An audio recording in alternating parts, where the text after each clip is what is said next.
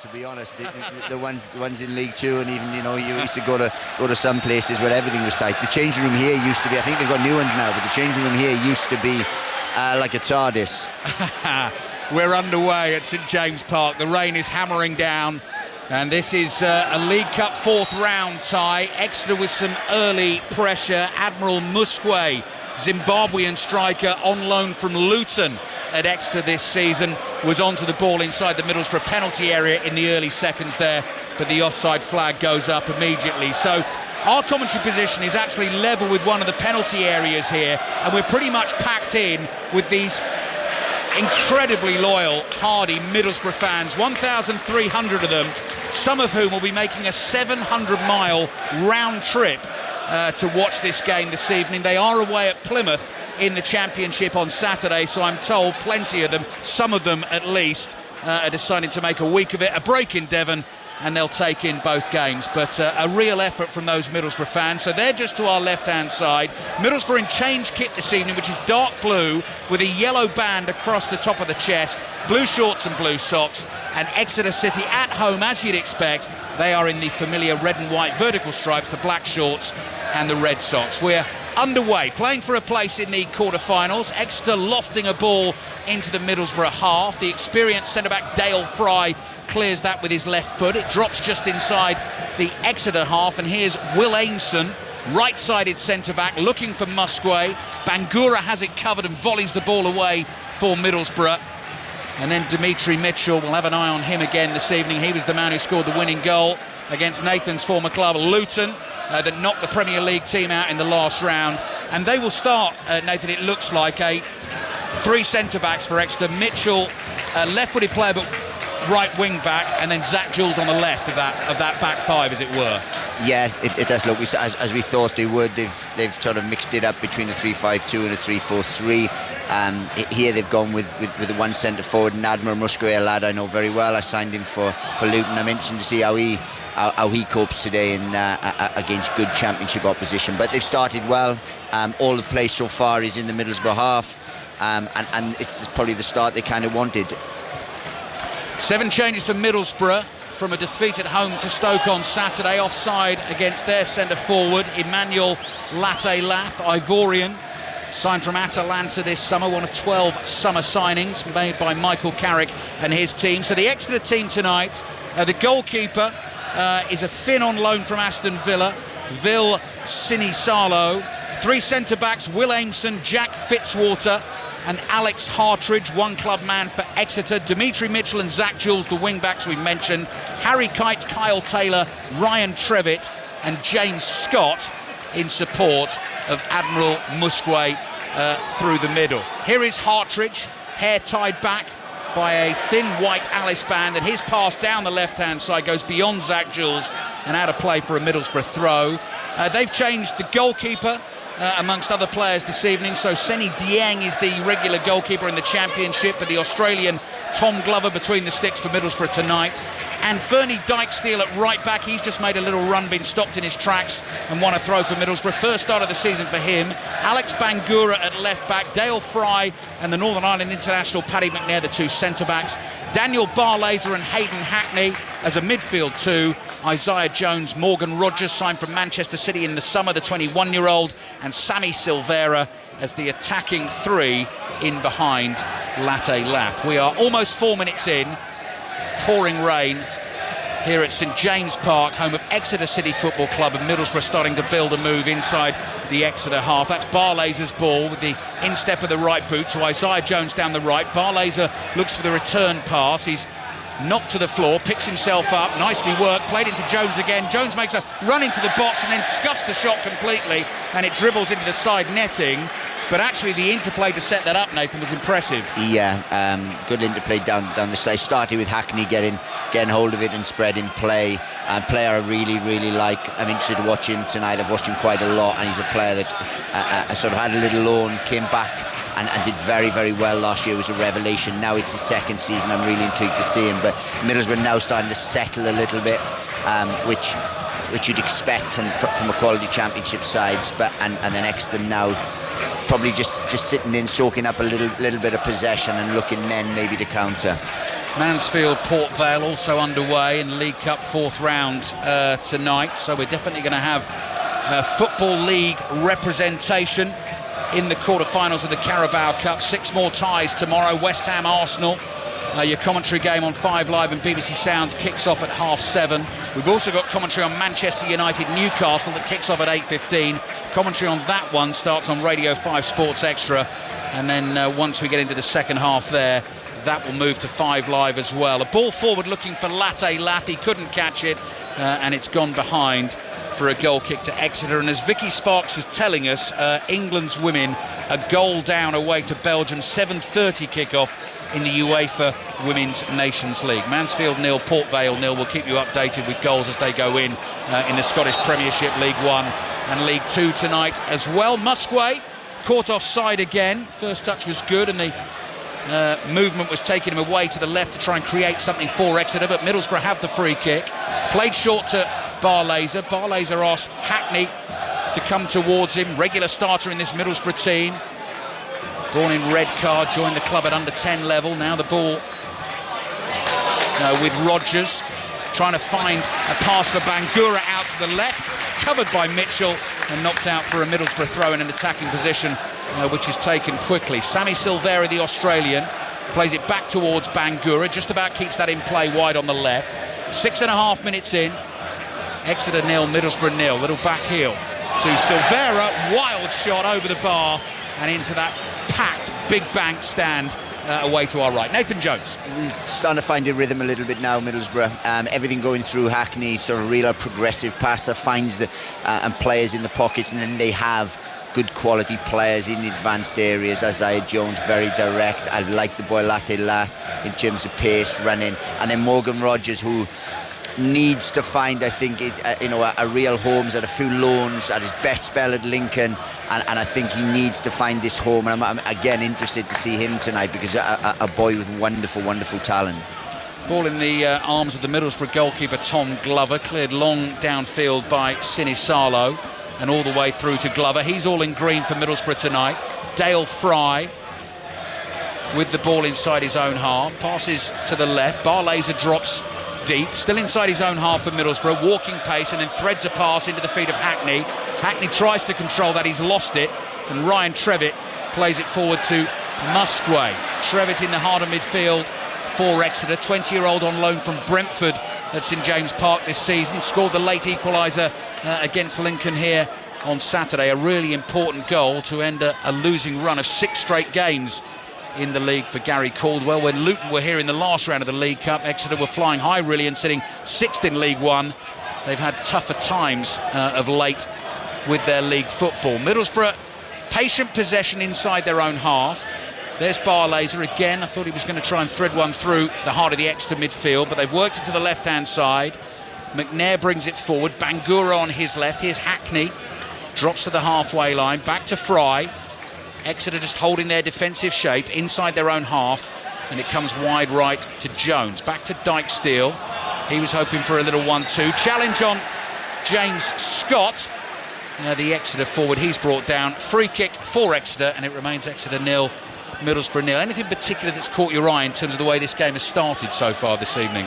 A little bit surprised, if I'm honest. I mean, I remember, cup upsets and cups, especially FA Cup first rounds and things, and I know this is a different competition. When you come to a lower league side, you'd expect in a real fast start, real balls to be put in your box. You'd expect it to be on the back foot a little bit, and quite materialised like that. And that's something that I'm a little bit surprised at, because Middlesbrough have been very comfortable, have been allowed to. They're out of possession, Exeter be 5-4-1, and they've allowed Middlesbrough to just build and not to have too much pressure on them. And then it's got to take the sting out of the game. Surprises me a little bit, that. Yeah, let's see what Exeter can do here.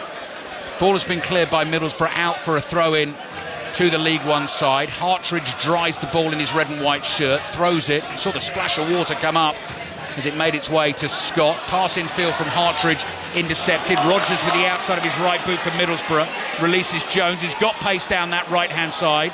Being chased, Jones still has it for Middlesbrough, but is then penalised for the foul on Harry Kite. Harry Kite sped back in to try and make the tackle for Exeter. The assistant referee, actually, I think, was happy with what went on. It was the referee who made the decision and gave it in Exeter's favour. I did think the assistant referee gave it, actually. It's just they don't flag now because they're all mic'd up.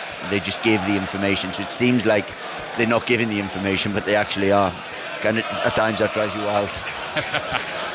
Nathan Jones, former Luton, Southampton, Stoke manager, with us on 5 Live and BBC Sounds tonight. First night of commentaries of Carabao Cup football. Mansfield 0, Port Vale 0. 6 more games tomorrow. Playing for a place in the quarter-finals. Exeter hoping it will be an historic night tonight.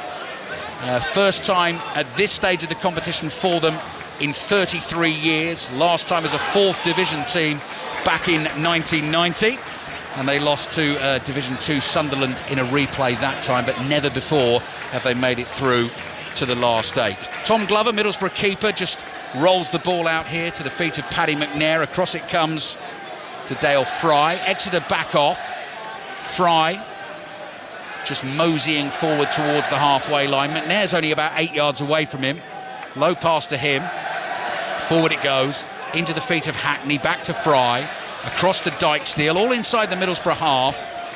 And now Paddy McNair gets on the ball again. Left-sided centre-back and has a load of empty pitch to stride into up towards the halfway line. Rolls the ball under the studs of his right boot and then looks for the longer pass to release Bangura. It's beyond him and goes behind for a goal kick. Let's check in then on Mansfield Port Vale, the other 4th round tie tonight. Early stages, Tom Gale. Where it's also 0-0, Ali, but the main bit of news is the fact we're still playing with a white ball. There's thick Halloween mist descending on the stadium here. Struggling to see the fans at either end. In terms of action, we have had our first attempt on goal for the visitors. Sheffield United loanee Ollie Arbloster drawing a neat save. It is Port Vale 0, away at Mansfield 0. Thank you, Tom. We've got the rain, we've not got the mist. We can actually see some of the houses just over the roof of the away end to our left-hand side, but I can't see any Halloween decorations up in them. Not too many. Oh! What a strike from the right-hand side! Ryan Trevitt! Unbelievable stuff from the Exeter midfielder. Taken everyone by surprise inside the ground. Middlesbrough had started so well, and from way out on the right-hand side, the ball has ripped past Tom Glover into the top of the net, and incredibly League One Exeter lead Middlesbrough by a goal to 0. It's a wonderful, came out of nowhere, wonderful finish.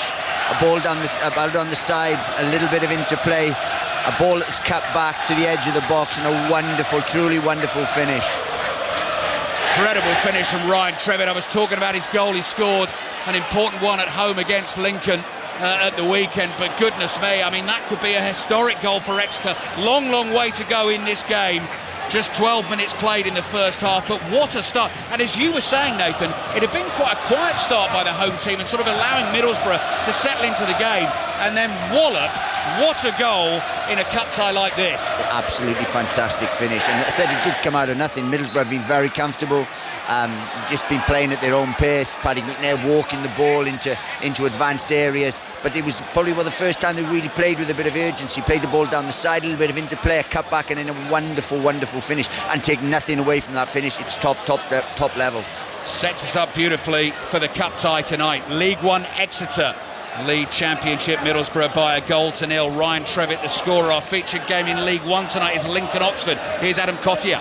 It is Lincoln 0, Oxford United 1. A left wing corner from Cameron Brannigan, headed in by Brown at the near post. Kieran Brown's goal, and a Lincoln lead here, a Oxford lead here at Lincoln.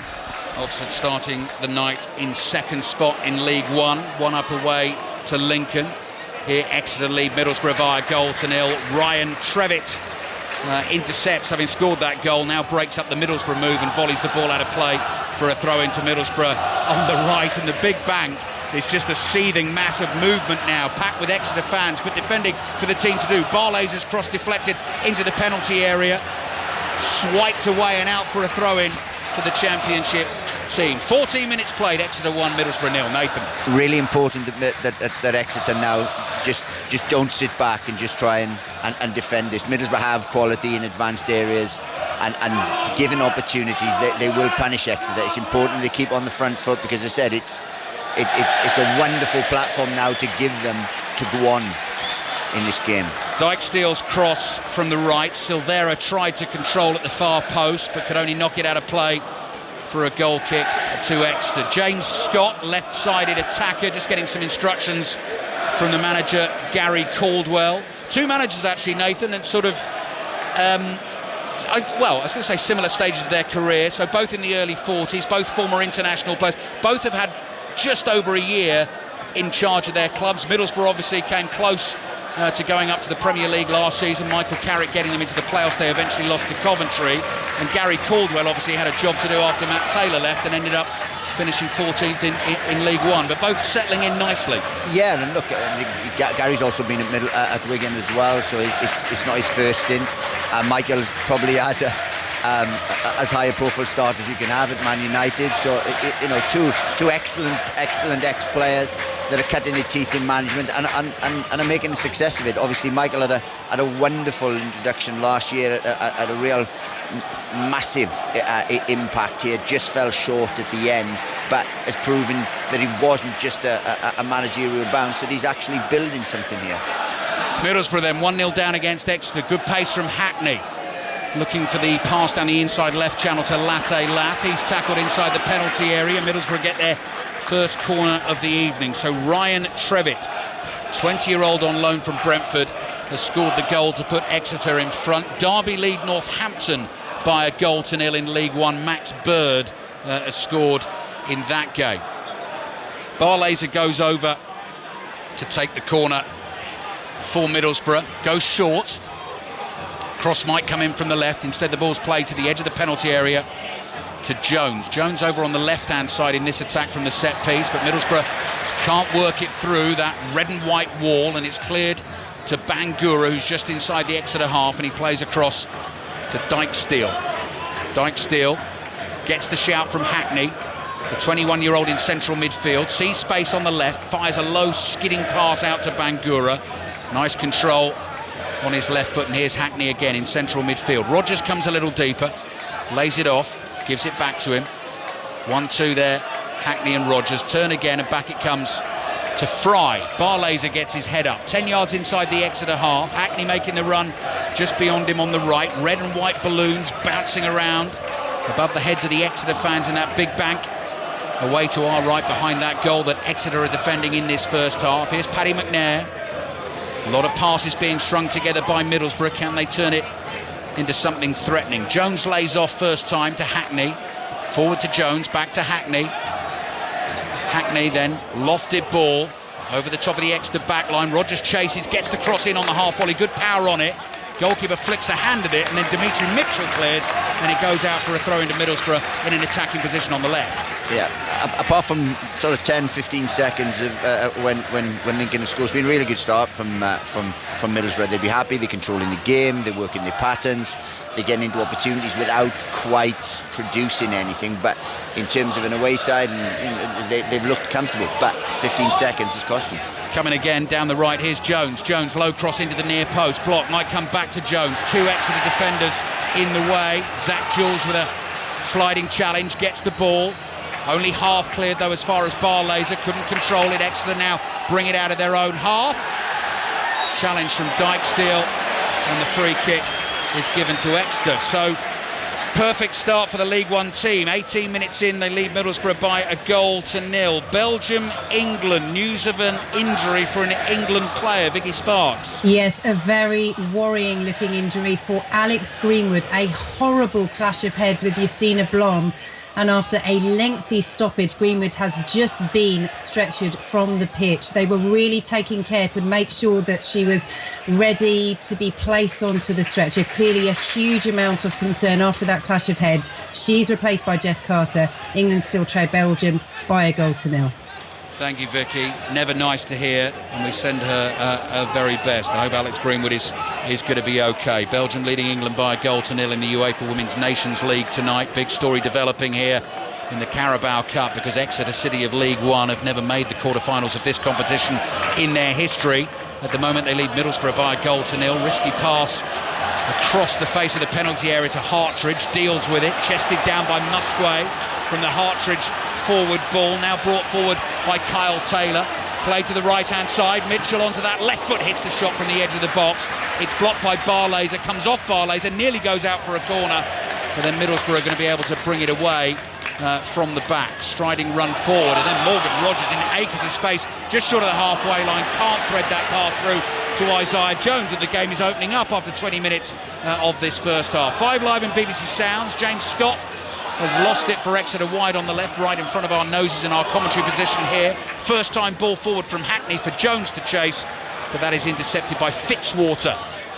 One of the 3 Exeter centre-backs tonight, played back to his goalkeeper and then worked out very nicely indeed to Aimson, who charges forward across the halfway line, lays it off to Dimitri Mitchell, one of those who started his career at Manchester United, now at Exeter, has played the ball straight out of play.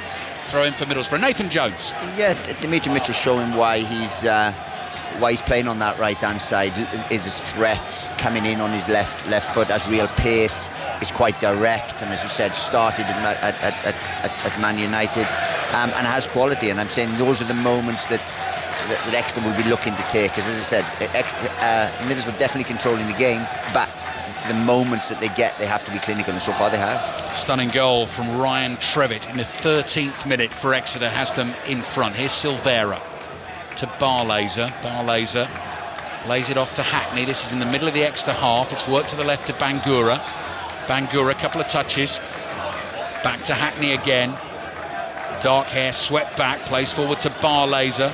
Barlaser makes the run up to the edge of the box again, looks for that ball through to Latte Laf, nearly found him, just beyond him, and behind it goes for a goal kick. So there's a few times, Nathan, they've almost got in, they've just not quite managed it yet. Yeah, they've not quite clicked in the final third. They've had a lot of play, got into really good areas. It's just a little bit of quality or a bit of composure letting them down. But look, you'd think with the quality that they got and with the amount of times they're getting in there, sooner or later they will get a clear-cut opportunity. Goal kick taken by Sinisalo all the way downfield, beyond Musquay and beyond Scott, his 2 strikers. Tom Glover, the Middlesbrough keeper, bowls it out overarm here to Dykesteel. Dykesteel to Barlaser. A couple of the Middlesbrough substitutes out for an early warm-up in front of the Middlesbrough fans, who are giving them a round of applause. Ball is played back to Dale Fry, and again Fry just walking it forward here. 10 yards inside his own half, then hits the diagonal. That'll skip once off the pitch. Chested down by Bangura. Bangura's able to lay it off to Silvera, the Australian. Another one of the summer signings. Joined the club from Central Coast Mariners. Barlaser to Hackney. Exeter just putting a bit more pressure on the ball there, closer to the halfway line. And wide on the right-hand side is Jones. Jones plays back to Fry. Fry up the middle of the pitch. Rogers can't quite control it, gets a second chance, tries to flick it over the top to Latte Laf, nearly breaks from Musquay on the halfway line. Rogers is back there, wins it for Middlesbrough, and Middlesbrough bring it forward again with McNair. Exeter defending their box well. You know, they've been very disciplined, sat into that mid-block, looking to be aggressive at the times. Zach Jules slides in importantly, edge of the Exeter penalty area to prevent Isaiah Jones getting onto a through ball. I think Derby might have got a second goal in League One tonight. Derby 2, Northampton 0. Connor Washington has scored the goal, and Charlton 1 up away to Wigan, also in League One this evening. 23.5 minutes played. 5 Live in BBC Sounds, live at St James Park in the pouring rain here. Barlaser, deep corner to the far post, nodded down by Fry, dangerously into the Exeter penalty area. Clearance hits Rogers. Exeter appeal for a handball, nothing given. Cross comes in from Barlaser again, flicked header away. Oh, and the volley's just wide. Really good strike from the edge of the box. Dale Fry had stayed up for the set piece, caught it very sweetly, and it's gone fizzing past that left-hand post. Exeter 1, Middlesbrough 0. It's a chance. It was a difficult chance, but he controlled it very well on the volley. Looked like a centre forward there up there. Goal kick then for Exeter. Nathan Jones with us at St James Park tonight. Alex Hartridge closed down quickly by Isaiah Jones for Middlesbrough, tackled, and the ball goes out for a throw into Exeter, playing in their red and white stripes from right to left as we look at it in this first half. Packed house at St James Park, and the ball back at the feet of the Australian goalkeeper Tom Glover. Glover gives it to McNair. McNair makes about 10 yards inside his own half. Fry lets that pass roll across him to Barlaser. Barlaser back here to McNair. McNair takes a touch with his left foot. Wide it goes to Bangura. Dimitri Mitchell's got him covered, and then Middlesbrough might have lost this inside their own half. Silvera tackled. Hackney trying to help out, and Bangura then dribbling his way down the left. Exeter get another challenge in, and Ryan Trevitt plays back to his goalkeeper. Sinisalo, who clears high straight down the middle of the pitch. Dijksteel wins the header, but he's fouled as he jumps, and Middlesbrough get the free kick. Goal in the game between Belgium and England in the Women's Nations League. Vicky Sparks. That is clinical finishing. An outstanding header from Lucy Bronze, connecting on the edge of the 6-yard box with Chloe Kelly's free kick, heading it back across goal, in off the bar. Belgium won, England won, 38 minutes played, but we will have a lot of injury time at the end of this first half due to that very bad-looking head injury for Alex Greenwood. 20 minutes remaining in the first half here at St James Park. So England's women back level. Mansfield 0, Port Vale 0. Oxford 1 up away to Lincoln in League One. Derby leading Northampton by 2-0. And I think Gary Caldwell so far will be extremely pleased with the way this evening has panned out. Ball up towards Musgrave, stooping header from McNair. Forward into the feet of Rogers. Rogers trying to release Jones again. He's into that Exeter penalty area. He's going to hit an early shot. Hartridge makes the block for Exeter. Jones is going to get another go. Quick 1-2 with Barlaser on the right-hand side. Good skills from Barlaser. Wriggles out of a tight spot. Looks for the cut back to the edge of the box. Half blocked. And the ball diverts into the arms of Sinisalo. Yeah, I definitely think obviously Gary would be the more pleased. I think Michael would be pleased in terms of the both game plans. I think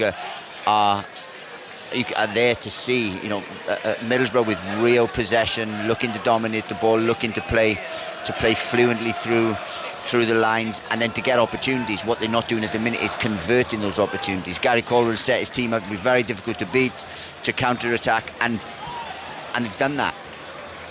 A ball headed out for a throw-in to Exeter, just inside their own half on the right, in front of that Adam Stansfield stand. Adam, former Exeter player, Yeovil Town player, very sadly passed away back in 2010 at the age of 31 years old, forever remembered here at St James Park. Morgan Rogers playing the ball back to Silvera. Step over from him, angles tight, heads for the far corner. Good save with the right hand from Sinisalo. Danger is not clear for Exeter just yet. Here's Dijksteel dribbling, still going, left-footed shot straight at the goalkeeper, and Sinisalo saves again. Two big opportunities there, especially the second one there for Dijksteel on his left foot.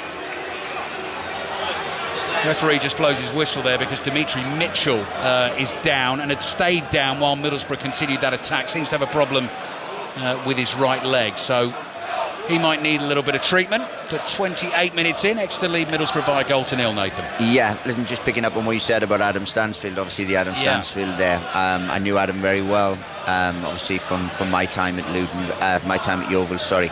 Very well thought of in both clubs. In terms of, it's great to see his boy doing fantastically well at the moment and carrying that. Sort of that legacy on, because he reminds me a lot about his dad also. Does he? Yeah. Dimitri Mitchell receiving the treatment at the moment. He's a man alone sitting inside the Middlesbrough half because the rest of his teammates and all of the Middlesbrough players have come over to take a drink. The rain has eased, refreshment being taken on board. Michael Carrick in the big black puffer just getting some instructions across. His team need to try and get themselves back into this cup tie, trailing Exeter by 1-0 to 0. Mansfield Port Vale in the League Cup this evening, being watched by Tom Gale. Mansfield 0, Port Vale 0. Ali, no orange ball in sight despite the thick mist, but the visitors are asking most of the questions, and Garrity's in the box, takes on a strike, it's well saved. So this is the story of the game so far. The away side have been peppering the Mansfield goal. Ojo should have netted his header from 6 yards out, and Arblaster has clipped the outside of the post trying to volley home a wicked delivery in from the right. So far it's Mansfield 0, League One Port Vale 0.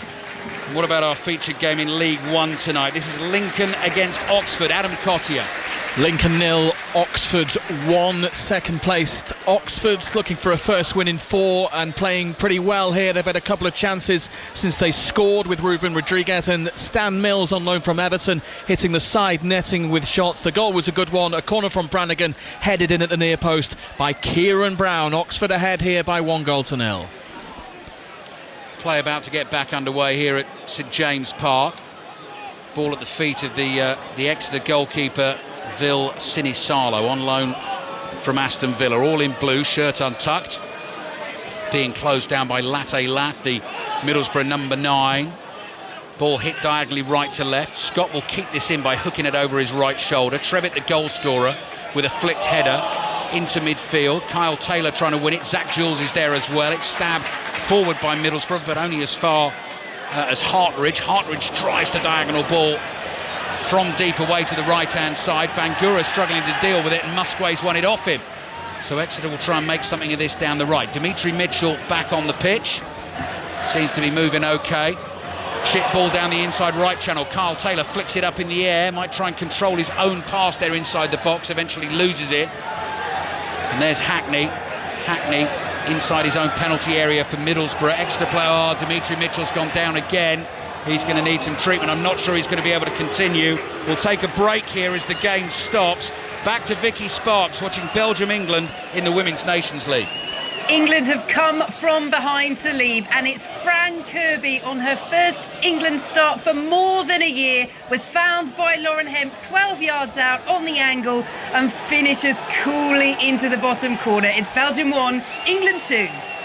Thank you, Vicky. Barrow 1, Morecambe 0 in the only game in League 2 tonight is the latest. Dominic Telford has scored just before the half hour. The Republic of Ireland's women have won 1-0 away to Albania in the Women's Nations League tonight, and Northern Ireland trail at home against Hungary by 1-0 in that competition coming up to an hour played. Charlton have a second goal away to Wigan in League 1. Wigan 0, Charlton 2, and problems here for Dimitri Mitchell, Nathan, which is a real shame because, as we've already said in the commentary tonight, hero in the last round with the winner against Luton, vital player for Exeter down that right-hand side. Getting some stick from the Middlesbrough fans who think he's wasting a bit of time, but I think he's got a problem, hasn't he? Yeah, you don't go down twice if you haven't got a problem. Obviously, he's gone down the first time, tried to run it off, very admirable, and then it's been too much. But it'll be a big loss for Exeter because he's the one player that can really create something coming off that right-hand side. He's been a bright spark, and as we said, he was the match winner in the last round. Well, his evening is done. Two members of the Exeter medical team have got their arms wrapped around him, and he's hobbling his way behind the goal away to our left. Not the best walk either, right in front of the Middlesbrough. I think he's been getting pelters, and then he has to walk right in front of him. That stand as well, that low, shallow terrace is very, very close to the playing area. So he's got to do his best to ignore that. Problem for Exeter. Gary Caldwell's going to have to get someone else on. Down to 10 at the moment, and the ball has been fired out of play for an Exeter throw on the right inside their own half. Belgium, England again, Vicky Sparks. England still leading 2-1. We are into 14 minutes at a time at the end of this first half after that horrible head injury to Alex Greenwood. England coming from behind to lead, and incidentally, elsewhere in the group, it is still goalless at Hampden between Scotland and the Netherlands. 32 minutes gone in that game. That is very good news for England. They would love Scotland to take points off the Netherlands in this Women's Nations League group.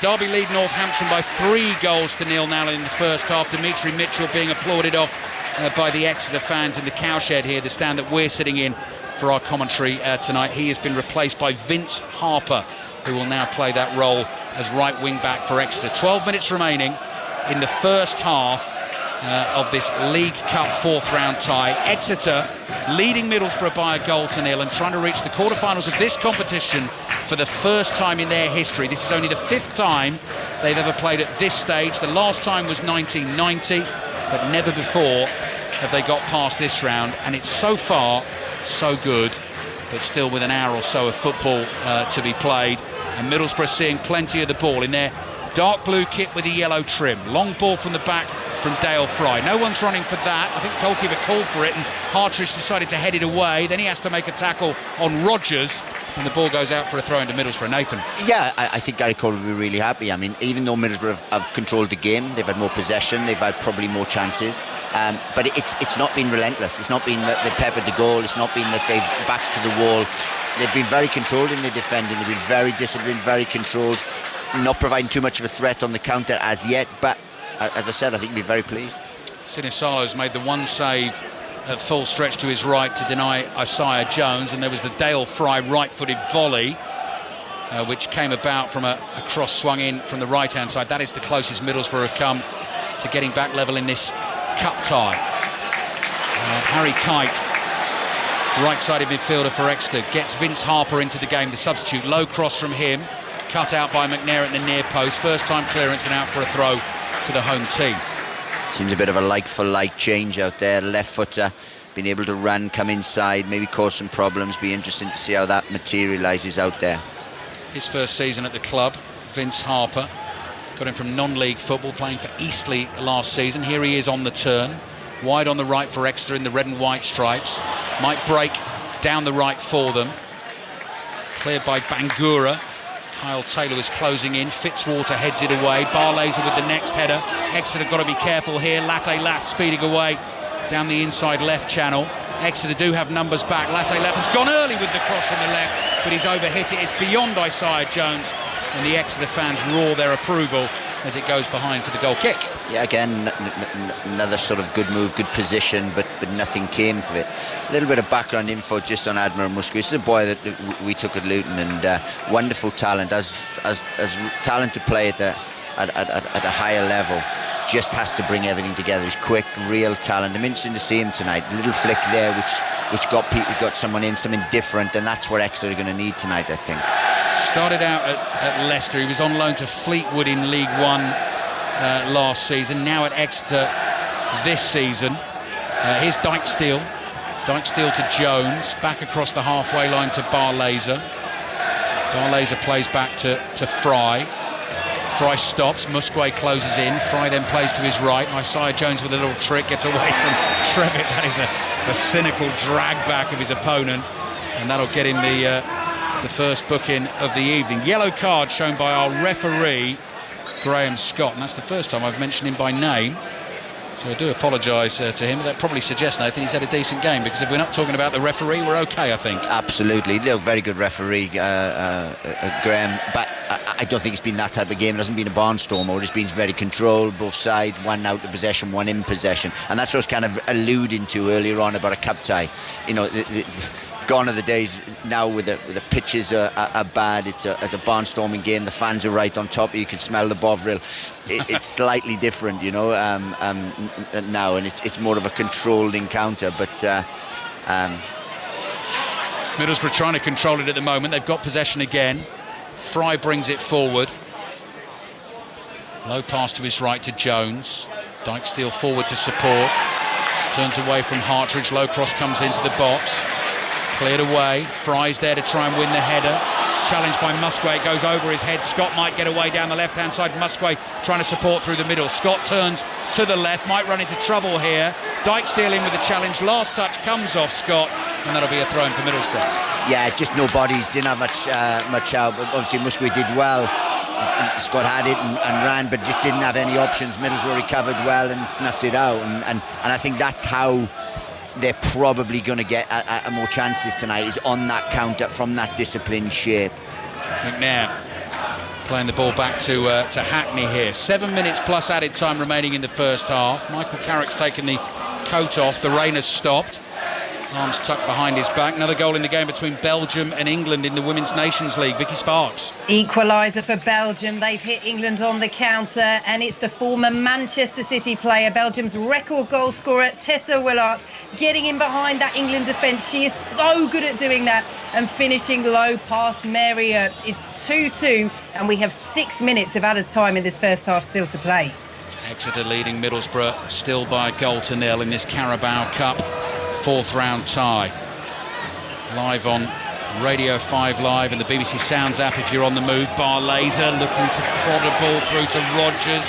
Not quite on the same wavelength. He pushed it right. Rodgers had run left. He turns and complains, and the ball's at the feet of the the Exeter goalkeeper Sinisalo. I think the ball was the right ball, it's just Rodgers didn't run. I think that the space was down the side. If Rodgers had got there, especially with his pace, would have been able to get a shot off. Just a bit of just a little bit of lack of cohesion there. Ball given away by Scott. Rodgers on the turn, finds Hackney. Hackney looks to his left, couldn't find Silvera. Harper pokes a little pass back to Fitzwater. Fitzwater, good pace on the pass from him. Out to young Harry Kite. Kite plays back, forward it goes to Trevitt. Nice football from Exeter, and then Trevitt whips one round the corner first time, but that's beyond his teammates, and out for a throw into Middlesbrough. Just thinking from a managerial point of view here, I don't know, so I'm guessing this, but they could play Exeter tonight, they play Plymouth on the weekend. You think they may stay down, have a bit of recreation, and tonight will be a real mood thing for the next few days. You know, they think about get a good win tonight, a little game of golf tomorrow, a couple of days training, and then we'll go into our championship game. Michael will be really looking to win this game. Absolutely. Exeter 1, Middlesbrough 0. Middlesbrough League Cup winners themselves, their only major trophy back in 2004. Since then reached the quarterfinals twice, 2013, 2019, but they're a goal behind tonight. And this is Barlaser inside the Exeter half. Dale Fry making the run forward, long way out, decides to skid a low shot on goal. Blocked before it even got into the penalty area, and then the clearance is thumped miles downfield and out for a throw to Middlesbrough. That's the issue that Exeter got at the minute, is that they're so disciplined in their shape. They're a 5-4-1, that when they do win it back, one, Middlesbrough have bodies to go and press quickly, so they haven't got too much time on the ball, but secondly, they've literally got one up front. Here's Jones. Jones finds Dykesdale, cross, block, comes back to Dykesdale. Jones again, edge of the penalty area, trying to knock it through to Rodgers. Exeter again get an important block in. Musquay wrestling with Dale Fry, had his shirt tugged there. Good work by the Exeter centre forward, wins his team the free kick and just releases that pressure a little bit. Absolutely, gets the crowd up, gives you a bit of respite. Now you can maybe get something either from a set play or just have a little bit of passage of play, which takes the sting out of Middlesbrough's attack. Real good play, and that's what you expect from your centre forward. And sometimes it's an unselfish job that you have to do for the team, just to buy you moments in the game. It's Nathan Jones with us here on 5 Live at St James Park. Exeter leading Middlesbrough by 1-0, having beaten Crawley, Stevenage and Luton so far in this competition. Tonight they lead Middlesbrough. Harper gets his cross blocked, the ball spins up in the air, you can see moisture flying off it as it completes its revolutions. Exeter fans think Harper was fouled by Bangura, referee doesn't agree. Barlaser's pass intercepted, here's Kite, edge of the Middlesbrough box, plays it to Harper, Harper's cross into the far post, Scott's waiting, heads it back across goal, Scott on the floor, hooks a foot at the ball, then it's headed away by Hackney, and Middlesbrough able to bring it away. Rodgers trying to use the pace of Isaiah Jones. Latte Laff trying to stay onside. He's got pace too. Sliding challenge from Fitzwater. Gets the ball, knocks it out for the throw to Middlesbrough on the right. Yeah, nice bit of passage of play there from Exeter. A few opportunities put in the box. Should have done better with the header, but invariably when they then commit, does leave a little bit of space, which Middlesbrough have quality and pace to be able to exploit. Middlesbrough again trying to work things inside the Exeter half. Kite is there to intercept for the home team. Harper might be under pressure here, does well to hold off Bangura. Bangura stayed down. Again, Graham Scott sees nothing amiss. Harper then challenged, Silvera racing back, barges into the back of the Exeter man. Exeter get the free kick and Silvera goes in the book. And we mentioned Graham Scott again. Yes, because he's producing that yellow card to match his bright yellow top tonight. Right decision? What, to wear the orange bright yellow top? No, I don't think he had any choice in that, Nathan. The yellow card, I meant. Oh, okay, yeah, right decision. Anytime you stop a counter-attack now, it's it's a mandatory one. Diagonal ball from the free kick into the Middlesbrough penalty area. Dykesdale heads it away, gets it immediately back at his feet, trying to hold off Scott, dragged back by Scott.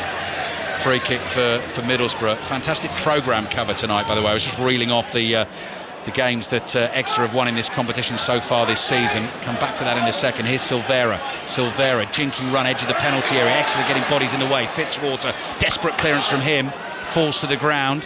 Here's Hackney, 25 yards out, looking to get Bangura away, deflected cross right across the face of the Exeter goal, and goes behind for a late Middlesbrough corner in the first half, last minute of this first half, and then a bit of added time. But the front of this this programme tonight, called the Grecian. Exeter, of course, the Grecians, has those results detailed out as if they're appearing on CFAX. If you remember your CFAX from back in the day, it looks absolutely superb. I actually posted a picture of it on social media earlier on tonight. Wigan 0, Charlton 3, latest score in League One. Corner for Middlesbrough, into the far post. Fry jumps, it's over his head.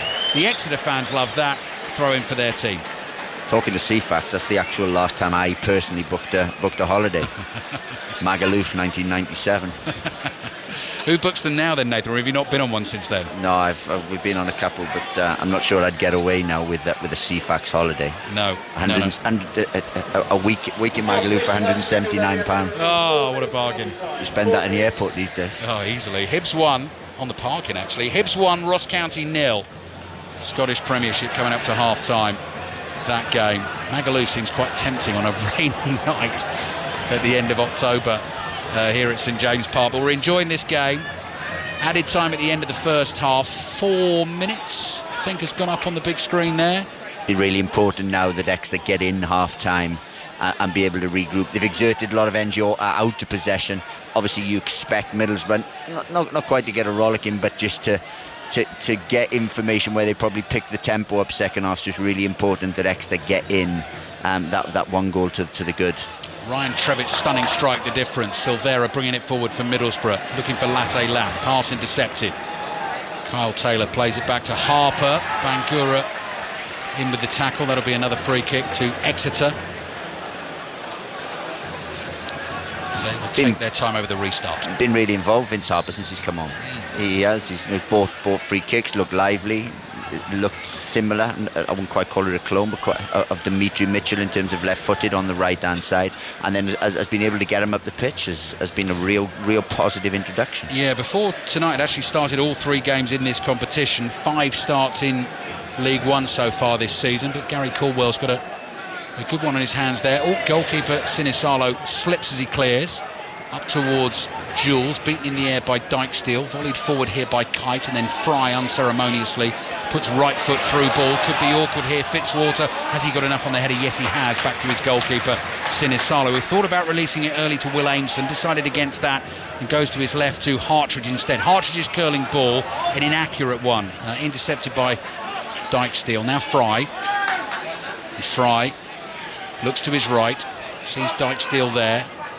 Fry, the centre-back, gets it back again. Exeter suddenly decide to close in. Oh, that is a lovely touch and turn from Dykesteel to get out of a spot. Gets the ball back from Hackney. Low pass in to Silvera. Might tee it up for the shot. Outside of his right foot, tipped over the bar by Sinisalo. It was not heading for either corner. It was heading right for the middle of the goal, which made it slightly easy for the keeper. But he had to get a touch on it. Yeah, look, and not really managing this last 4 minutes of injury time. As you said, it's important to get in at 1-0. It's a real psychological advantage, but the keeper's caught the ball there, released it quickly, admirable, but is it the right time to play quickly right here now against a side with the quality of Middlesbrough? 90 seconds remaining in the first half. Corner in front of that big bank away to our right, packed with the hopeful Exeter fans. In deep again towards Fry. They've tried that 3 times. It's beyond Fry. And now Exeter might think about a counter here, and Harper's racing away across the halfway line. Bangura's got it covered for Middlesbrough, has a couple of yards head start, gets to that first and plays it back to his goalkeeper Glover. Into the feet of Barlaser. Last minute of the first half. Ryan Trevitt's goal separating the 2 teams, and what a goal it was as well. Totally out of the blue. From the right-hand side of the penalty area, whizzing over Tom Glover's head and into the back of the Middlesbrough net. Here's Hackney wide on the left for Middlesbrough, attacking position, low pass to Rogers, looks for a first time ball into Latte Lath. Hackney picks up the pieces for Middlesbrough again, outside of the right foot, played to Silvera, laid off here to Fry. 20 seconds to go. Middlesbrough looking to try and create one last chance in this first half. Jones offering for the 1-2. Dykesteel's pass is intercepted. Exeter have done really well at cutting those out. Fry plays it into the feet of Barlaser. Barlaser in a central position, 35 yards out, asking for a runner beyond him. McNair appears on his left shoulder. He plays it to McNair. Exeter fans baying for the half-time whistle, and they're going to get it as well. Cross comes into the penalty area, headed away, and Exeter City, who've never been to the quarter-finals of the League Cup, now stand 45 minutes away from that on a rainy night at St James's Park this evening, because Ryan Trevitt's stunning goal in the 13th minute, Nathan Jones, has them in front. Yeah, look, and if that turns out to be the winning goal, then it will be a fitting or worthy history-making goal. If I'm honest with thinking about it, I'm not sure it will be. I think Middlesbrough will come out, they'll definitely lift the tempo, they'll probably look to make better decisions in the final third, maybe make one or two changes. So I think it'll be, this game isn't done and dusted yet. It's a 1-0 lead, it's a deserved 1-0 lead, but there's a long way to go. Well, they beat Luton in the last round by 1-0, and tonight League One Exeter, who've only managed 1 point from their last 7 league games, have the lead against Michael Carrick's Middlesbrough. At half-time here, it's Exeter 1, Middlesbrough 0. There might be more to come there in the second half, but Exeter fans can enjoy it right now. Alistair Bruce-Ball and Nathan Jones are at St James Park. We will be back there for the second half very shortly. The upset was supposed to happen in the game between Mansfield and Port Vale, Tom Gale. It's been lively, Kelly, but at half-time, Mansfield 0, Port Vale 0. Thankfully, most of the mist has now eased. Visitors from League One have been more dominant when it comes to the chance count. Premier League loanees Devine and Arblaster, plus Sang and Garrity, all hitting the target. But the best chance so far fell to the League Two hosts, and their top scorer, Davies Keeler Dunn. Corner in front of the away end, unmarked, volleying from the penalty spot straight at the keeper, Connor Ripley, who displayed excellent reaction skills. At half-time, Mansfield 0, Port Vale 0. Thank you, Tom. And our feature game in League One is at Sincil Bank. It's Lincoln against Oxford United. Adam Cottier. Yeah, Oxford United in second place in League One at the moment. No winning 3 before tonight, but they are leading and they've had an excellent performance here. Really neat and tidy in their approach play. A really good goal as well. Scored by Kieran Brown, heading in at the near post, into the near post top corner after a corner from Cameron Brannigan. Tyler Goodrum also came close for Oxford, but his shot was superbly saved by Lucas Jensen. Lincoln haven't got going, and Oxford deserve their 1-0 lead here at Sincil Bank. Adam, thank you very much. Elsewhere in League One, Derby County needed a win, and they are 3-0 up at half-time at home to Northampton. Wigan are currently 3-0 down at home to Charlton, and it's 0-0 between Wycombe and Cambridge United. In League Two, Barrow are 1-0 up against Morecambe. In the Scottish Premiership, Hibs leads Ross County by 1-0. And in the Scottish Championship, Airdrieonians 0, Dundee United 1, Greenock Morton 0, Wraith Rovers 2, Partick Thistle 1, Ayr United 1 are the latest scores there. And let's check in on the Women's Nations League with Vicky Sparks. Half-time in Leuven, Belgium 2, England 2 in a half, overshadowed by a horrible head injury to England's Alex Greenwood. Really nasty clash of heads with Usaina Blom. After a lengthy stoppage, she was stretchered off. She was responsive as she left the field of play, clasping hands with a couple of her teammates, which was good to see, but it was a sickening clash. England were already 1-0 down at that point to Laura Deneva's free kick, but showed real determination and quality to fight back. Superb header from Lucy Bronze and a low finish from Fran Kirby on her first England start in over a year. But again, the same old story for England. Further chances, great ones for Russo and Hemp went begging, and they were made to pay midway through 14 minutes of added time at the end of the first half. The former Manchester City player, Belgium's record goal scorer Tessa Willard, breaking through that England back line and slotting home. So it's 2-2. The positive for England elsewhere is that it is currently goalless at Hampden between Scotland and the Netherlands. That match is at half-time. It is so tight at the top of their Nations League group. They're still level on points as things stand with the Netherlands, behind the Netherlands on head-to-head. And remember, England need to win this group to have a chance of qualifying Team GB for the women's football at the Olympics next summer. Vicky Sparks, thank you very much. Vicky's going to keep us up to date on that game between Belgium and England throughout the evening. The other home nations, Denmark, have beaten Wales by 1-0. Republic of Ireland have beaten Albania by 1-0. Northern Ireland have just equalised through Danielle Maxwell with about 10 minutes to go in their game at home to Hungary. And as Vicky told us, Scotland 0-0 against the Netherlands at half-time. Coming up, we will have the second half of Exeter against Middlesbrough, where an upset could be on the cards because Exeter are 1-0 up against Championship opposition. Middlesbrough coming back into that game, though. It's going to be a tense 45 minutes. It's coming up after the BBC News with Nick Hatfield. Listen on BBC Sounds. This is BBC Radio 5 Live. Good evening. Israel has confirmed that its jets carried out an attack on a refugee camp in northern Gaza.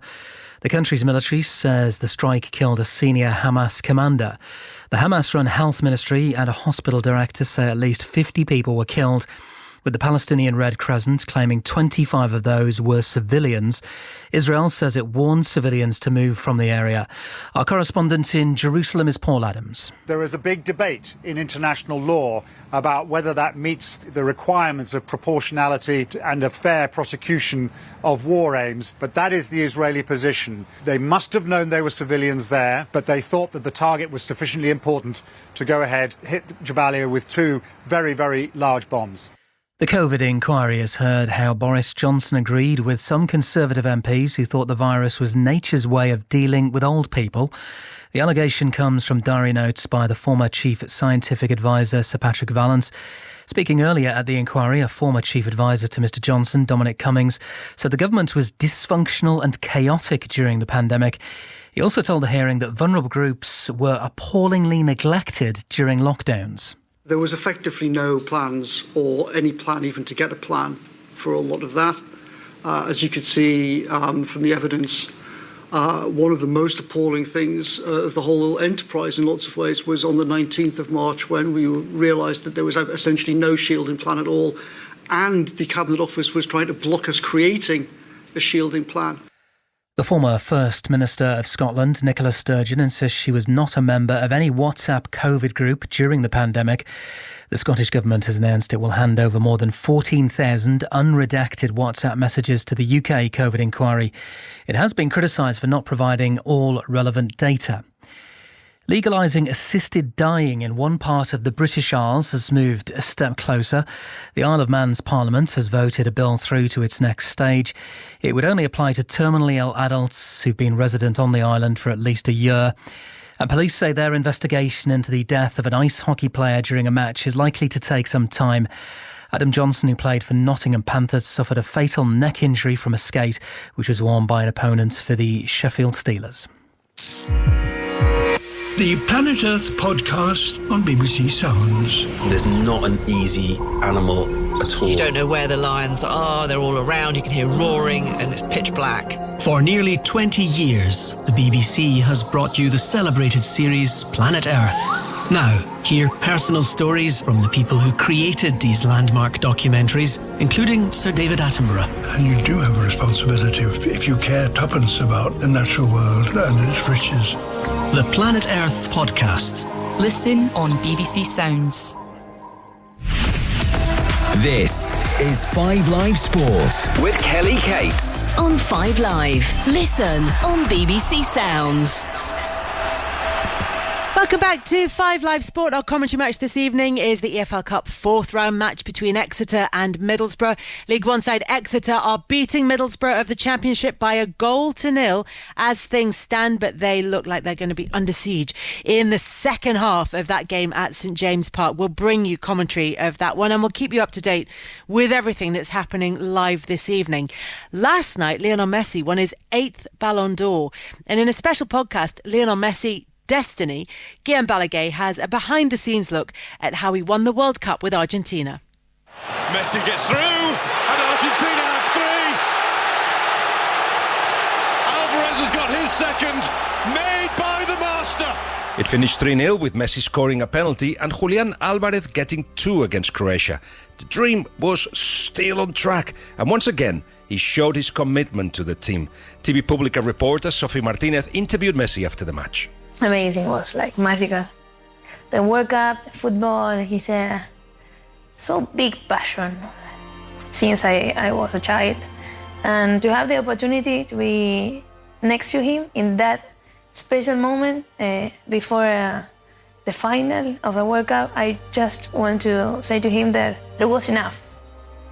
It's gonna be an amazing story without winning too. He already did something for our country, so powerful. He's like an example for all the childs in Argentina. For many though, it was wonderful to see a player whose career had spanned 2 decades, who had 7 Ballon d'Ors, more than 700 career goals and 4 Champions League to his name, and it seemed the whole world wanted Messi to win the trophy he desired the most. But there was still one more step to make his dream a reality, but France, and a certain PSG teammate, was standing in his way. It became a real battle for the ages, and one that Gary Lineker and Jonathan Wilson were looking forward to witnessing. I think with international football, games can become much more about one individual against another individual. And so obviously this was Messi v Mbappe. The Sorcerer and the Apprentice. And that's exactly what we got. And the beauty of it all is that there are many stories that could be told, but we don't know which one will be written. Down goes Di Maria, penalty Argentina. Messi scores. And then 10 minutes to go, breakaway, penalty. It all changed. After Messi has given the ball away. Messi's been robbed by Coman. Mbappe gets the return.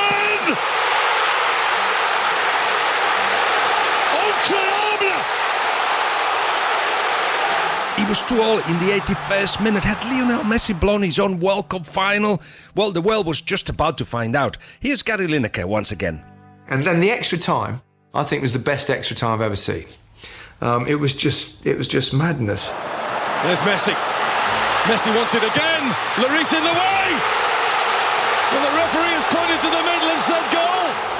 And then you thought, that must be it now. There is another change around here, a France penalty.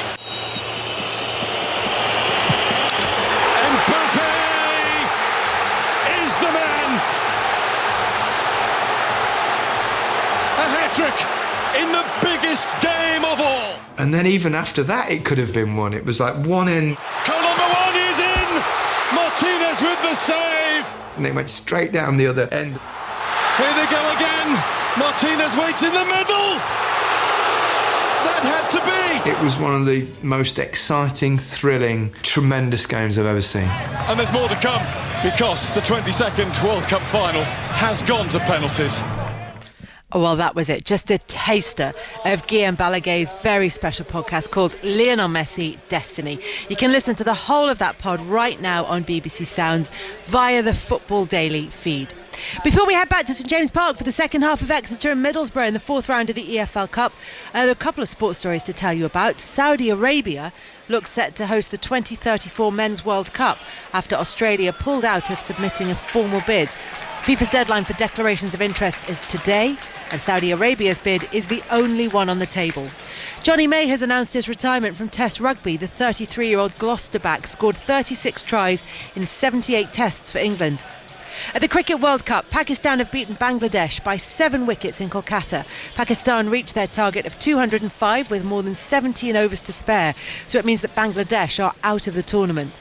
Tomorrow there's ball-by-ball commentary of New Zealand-South Africa. That's from 8:15 on 5 Sports Extra. And Liverpool owner John W. Henry, Serena and Venus Williams and American basketball legend Steph Curry have been unveiled as owners of teams for the new tech-infused golf league.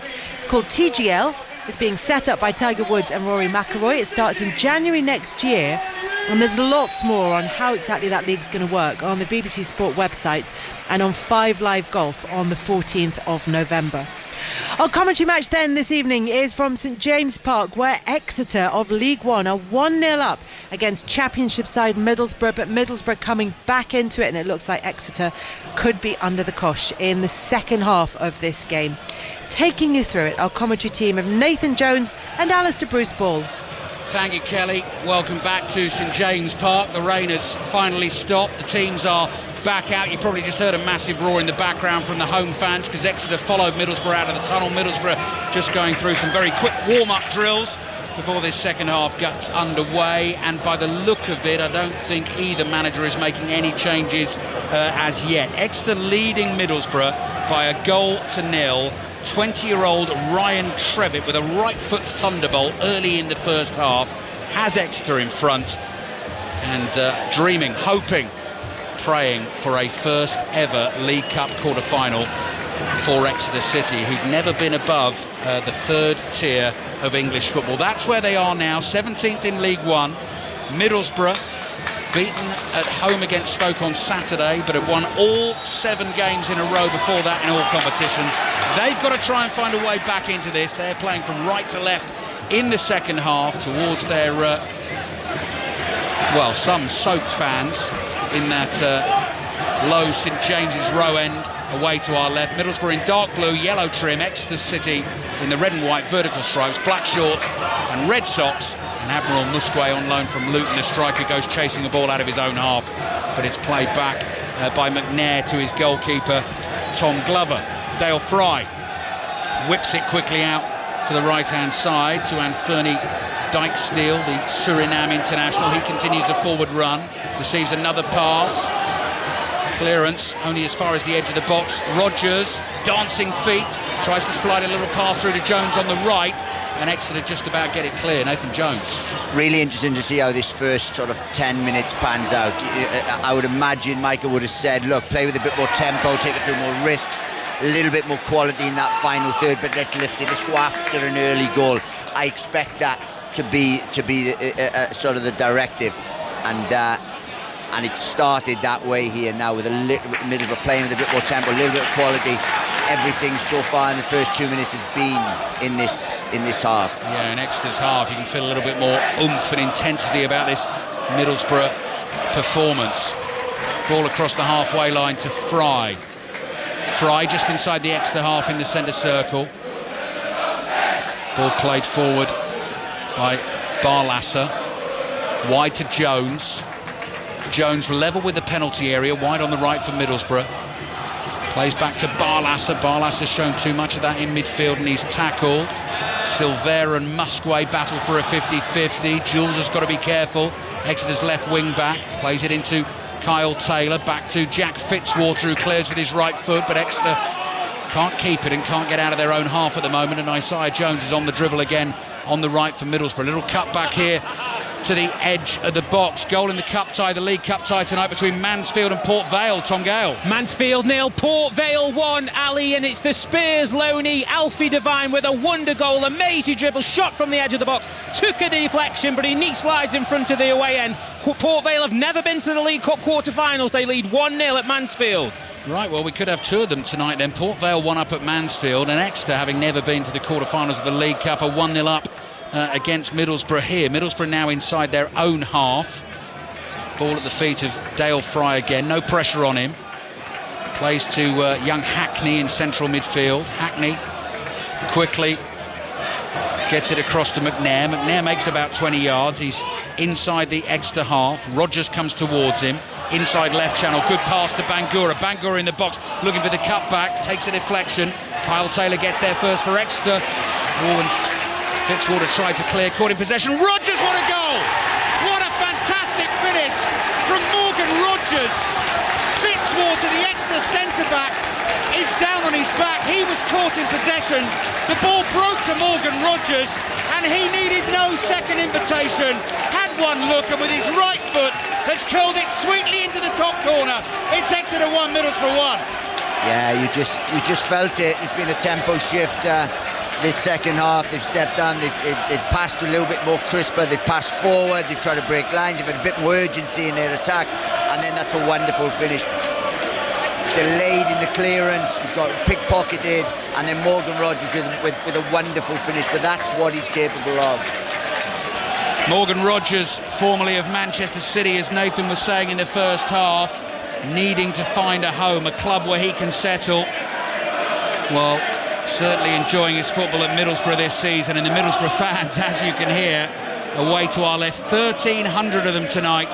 700-mile round trip for those who are going back this evening as well. That's got to be easily over 12 hours on the roads, probably a couple more than that today. And Morgan Rodgers has given them something to cheer about. Exeter 1, Middlesbrough 1. I should say as well, of course, no extra time, no replays in the League Cup. If it finishes level at 90 minutes, we are in to a penalty shootout. Games continuing in League One in the second half, and Derby flying tonight at home against Northampton. Derby 4, Northampton 0. Jack Fitzwater still down receiving treatment, so he was the one who was caught as he was about to clear, has taken a knock while that happened, but it certainly wasn't a foul. While he receives the treatment, Vicky Sparks, get us up to date with Belgium-England in the Women's Nations League. Still 2-2, 52 minutes played, but England with a huge chance to take the lead and denied by a fabulous save by Nikki Evra. And it was Fran Kirby again, already on the score sheet, brilliantly found by a cutback from Lucy Bronze. Powerful shot, 12 yards out. Great save by Evra. Russo's miscued a chance as well, where she really should have scored. It's Belgium 2, England 2, and still at Hampden early on in the second half as well. Elsewhere in this group, it's still goalless between Scotland and the Netherlands, and that is good news for England if Scotland can get something out of that game. Yet to get back underway here at St James Park after the Middlesbrough equaliser. Exeter 1, Middlesbrough 1 in full here on 5 Live and BBC Sounds. Our featured game in League One tonight, Lincoln against Oxford, who started the night second in the table. Adam Cottier. Well, Oxford has started the second half really well here on the front foot. When the 51st minute they'd taken a corner short, it swung in and headed down. There was an offside flag up, but Oxford looking really good here after a bit of a dip in form. No winning 3 before tonight, and they're leading here thanks to Kieran Brown's near post header from a corner in the 13th minute. It's Lincoln 0, Oxford 1. Full-time score in the Women's Nations League tonight as well. Northern Ireland 1, Hungary 1. Jack Fitzwater in a little bit of pain, Pride possibly a little bit stung as well, having been caught trying to clear that ball. Fabulous finish though, Nathan. It was, and this will take anything away from it. I mean, to be fair, I thought it wasn't a foul. I thought he was more at risk of giving a pen away. But wonderful. As soon as Morgan Rogers came in on his right foot, he has that quality. Hasn't produced it at enough, if you like, but has that quality. Exeter 1, Middlesbrough 1, back underway. Fitzwater waiting to get back into the action. Exeter's goalkeeper, Vil Sinisalo, has driven the ball straight downfield. Exeter couldn't keep it, Middlesbrough have it, and now you sense they feel the opportunity is theirs. Vince Harper was on as a first half substitute for Dimitri Mitchell. He clears, then Musque is caught by Bangura with a stray leg that was quite high. Whistle blows. Will that be free kick or... No, it will be free kick. Free kick to Exeter, just inside the Middlesbrough half. I'll get you through the two team lineups again in just a second as well. You can hear the Middlesbrough fans, you only sing when you're winning, to the home fans here at St James Park. Back to 1-1. Long diagonal ball forward, chested down by Jules, who tries to get that cross in and then goes thumping into the advertising hoardings as his momentum from the cross off balance took him into those, and he's gone down hurt, so we're going to get another stoppage in the game. So let me get you through the two teams while we've got time. Vil Sinisalo's in goal for Exeter. Will Aimson, Jack Fitzwater, Alex Hartridge, the 3 centre-backs. Vince Harper on from Dimitri Mitchell at right wing-back. Zach Jules, who's down now at the moment, the left wing-back. Ryan Trevitt, the goal scorer, also on a yellow card in midfield alongside Kyle Taylor, Harry Kite and James Scott wide on the left. Admiral Musque on loan from Luton, Nathan knows him well, playing up front for Exeter tonight. And Middlesbrough have Tom Glover in goal, the Australian, and Fernie Dykesdale, Dale Fry, Paddy McNair and Alex Bangura as their back four. Daniel Barlasser, Hayden Hackney, midfield 2, Isaiah Jones, Morgan Rogers the goal scorer, and the Australian Sammy Silvera with Emmanuel Latte Laff as the centre forward. 9 minutes gone, second half, and it's right in the balance at 1-1. Rogers' little ball into Jones. Dancing feet from Dykesdale nearly got him through. Ball is played back here to McNair. And as Nathan's been saying, Middlesbrough, the championship team, really have stepped it up from the start of this second half.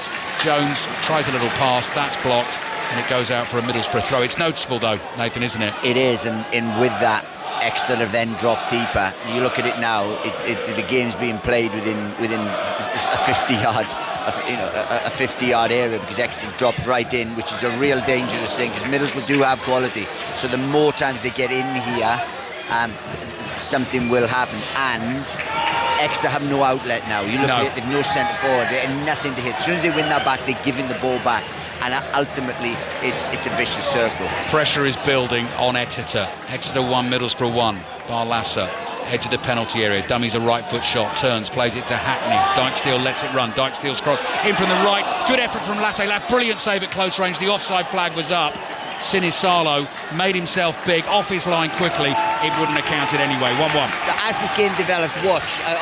We do a lot of things on this in terms of when you're coaching, when you're leading, or when you're having to defend for long periods of time. And what people do is they drop. They think it's a comfort zone, and invariably get no pressure on the ball. That then invites pressure, and that's how you can see chances.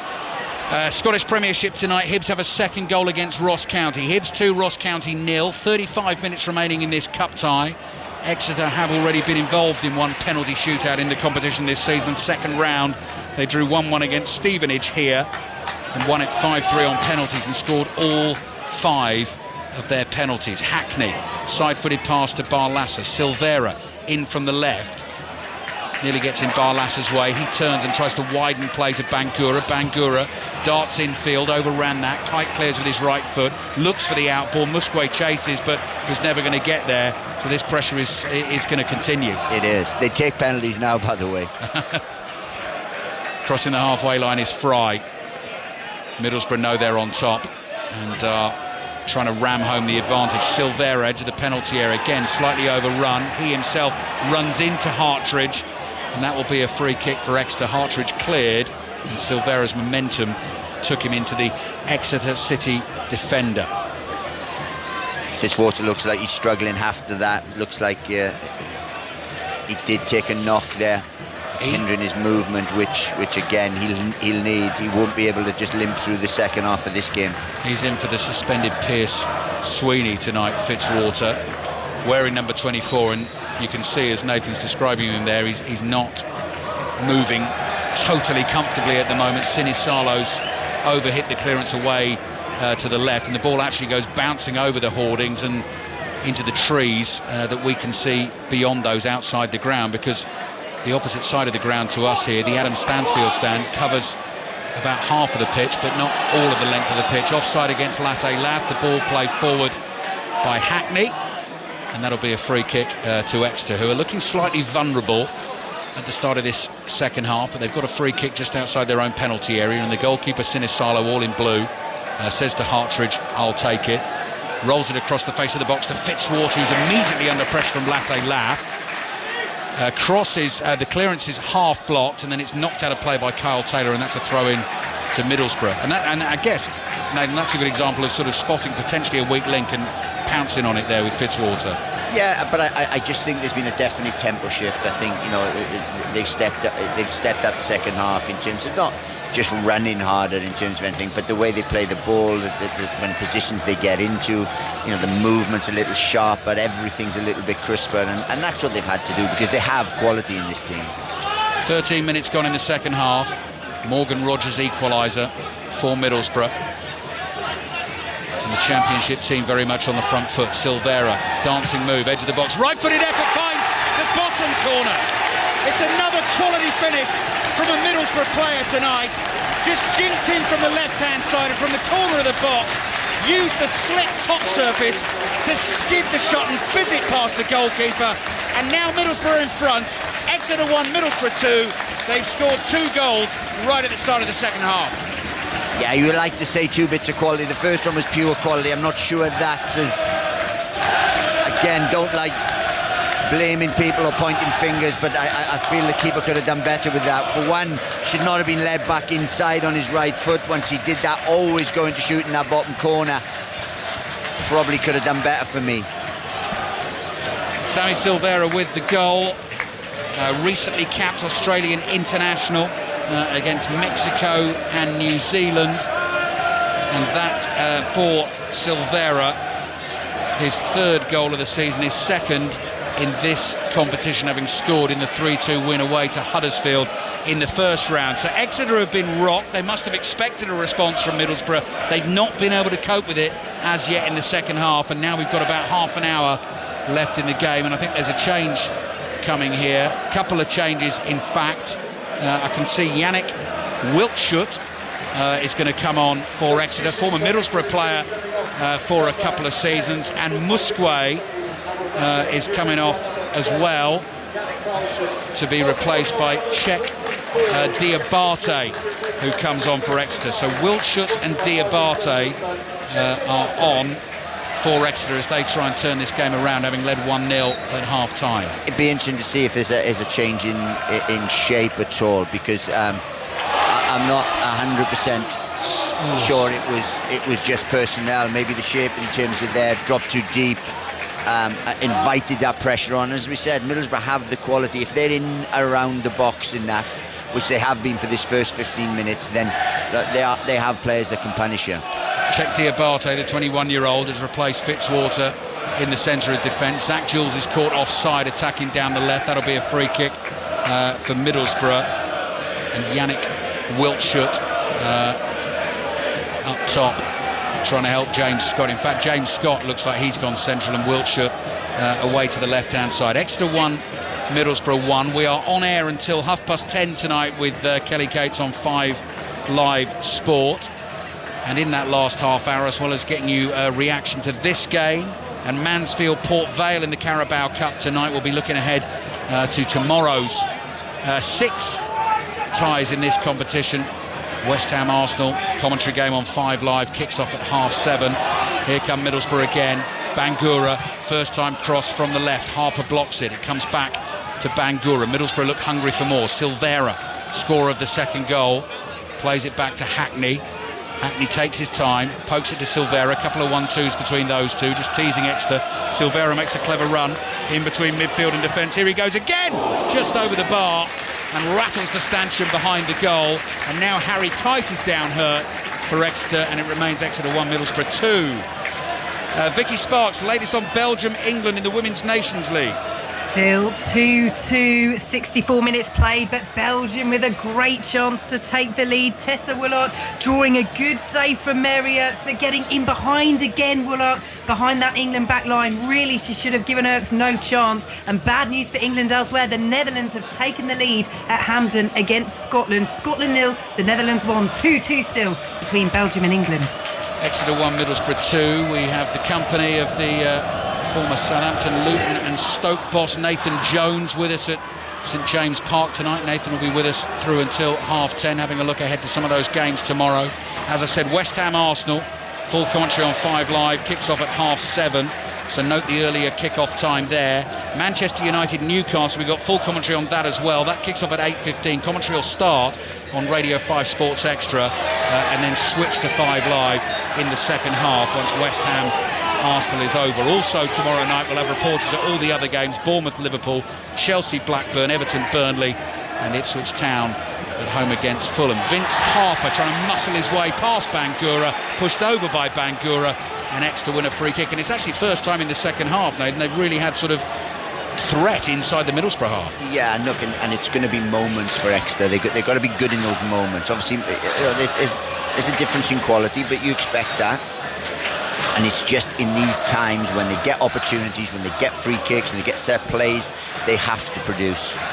Thunderclap slowly building in the big bank, packed with 3,000 Exeter fans away to our right. That is the goal that Exeter are attacking. Trevitt's free kick into the near post, half cleared. Exeter want a corner, but they don't get it. Kyle Taylor hit a shot, he felt it was deflected. He can't believe that decision, but it's been given as a goal kick to Middlesbrough. 18 minutes gone in the second half, and Middlesbrough now lead by 2-1. Our Port Vale still in front at Mansfield. Tom Gale. They certainly are, Ali. We kicked off in the second half 2 minutes prior to yourself. So as it stands, the League One side on course for a first ever quarter-final appearance, courtesy of a wonder goal from Spurs loanee Alfie Devine. Nigel Clough has reacted, though. He's made a triple attacking substitution, but it's Mansfield 0, Port Vale 1. Ball played out by Paddy McNair down the left, has gone straight out for a throw. So just talking about teams from outside the top flight making it through to the quarterfinals. Port Vale on their way there and Middlesbrough on their way there. There are 5 teams in the history of this competition that have won the League Cup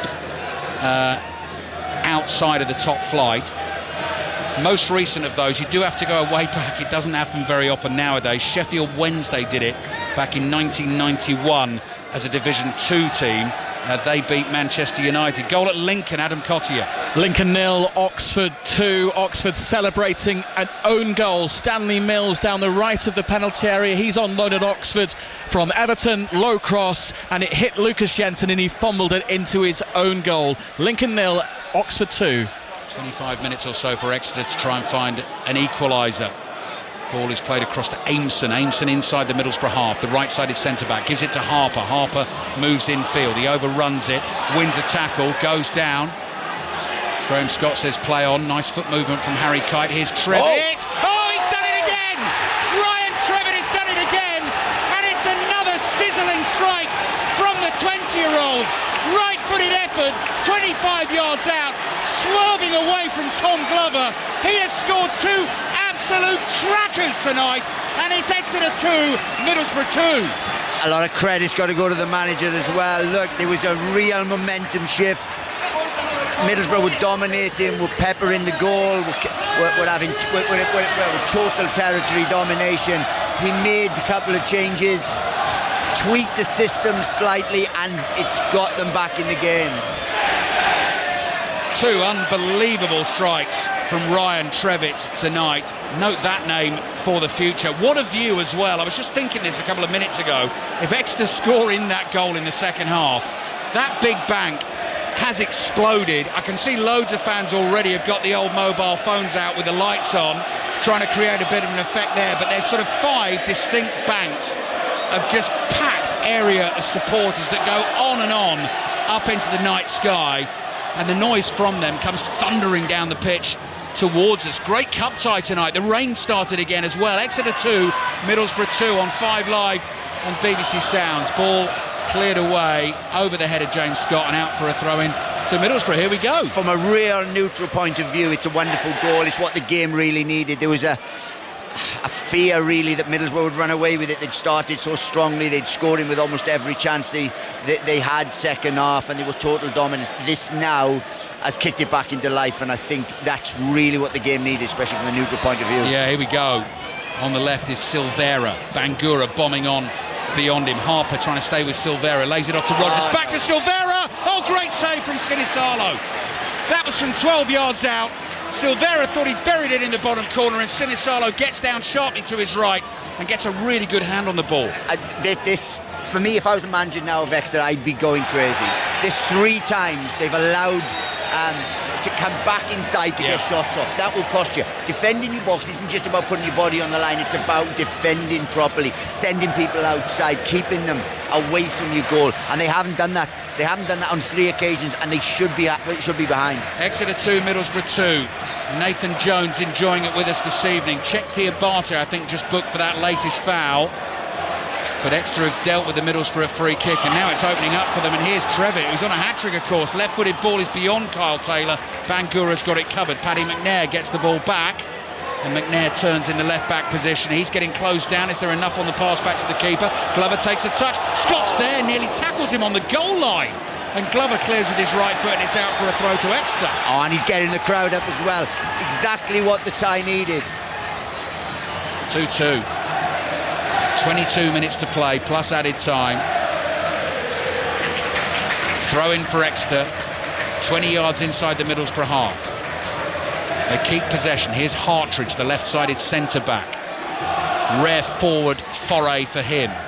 Diabate, the substitute, with his right foot. And Harper's done really well to keep that pass in play because it was well behind him. He came scampering down that right-hand touchline for 7-8 yards and got it. Diabate to Hartridge inside the Exeter half. Hartridge curls a high ball down the left beyond Zach Jules, and away it goes for a throw into Middlesbrough. Look, apart from that chance, been a wonderful response from Exeter. As I said, manager deserves a lot of credit in terms of changing stuff, and things are going. It's got the crowd up. Yeah, and Barlas has just passed the ball straight out of play from a throw-in, caught it on the half volley. That got the big roar from the Exeter fans, and they're believing again. And well, you can hear the singing going away. Well, they were taunted that they only sing when they're winning. They're not too bad when they draw in either. Throw in on the left for Exeter. Trying to reach the quarterfinals for the first time in their history. That's what Port Vale are trying to do tonight as well.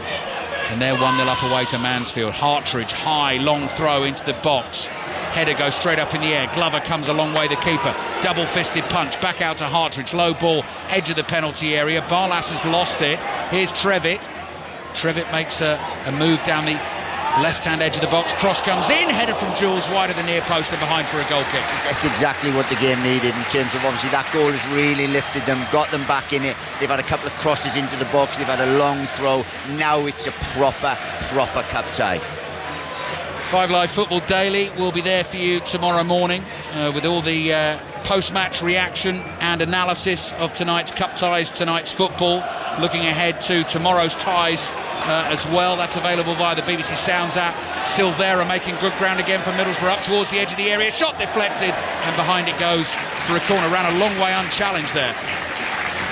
As I said, you work so hard to press, to work, to get yourself back in there, and it's the little moments, the little disciplines. Cross comes in, Rogers is there, didn't get a proper header on it. Latte Lap has kept that in, down by the byline on the left, right under our noses here in the 5 Live commentary position. McNair's ball into the near post is headed away by Jules and out for a throw into Middlesbrough. Now Latte Lap is encouraging the Middlesbrough fans to give them a bit more support. Rain is streaming down again here. It can be seen so clearly in these floodlights that are lined along the roof of the cowshed stand that we sit in here at St James Park. Hackney to Bangura. Bangura wide on the left for Middlesbrough. Into the feet of Rogers. Across it goes to Dykesteel. Edge of the box, trying to use his strength and speed in the box. Latte Lap has the shot blocked. Great challenge by Diabate, and the ball spins away for a throw to Middlesbrough. Yes, good passage of play here. Exeter have to see this out.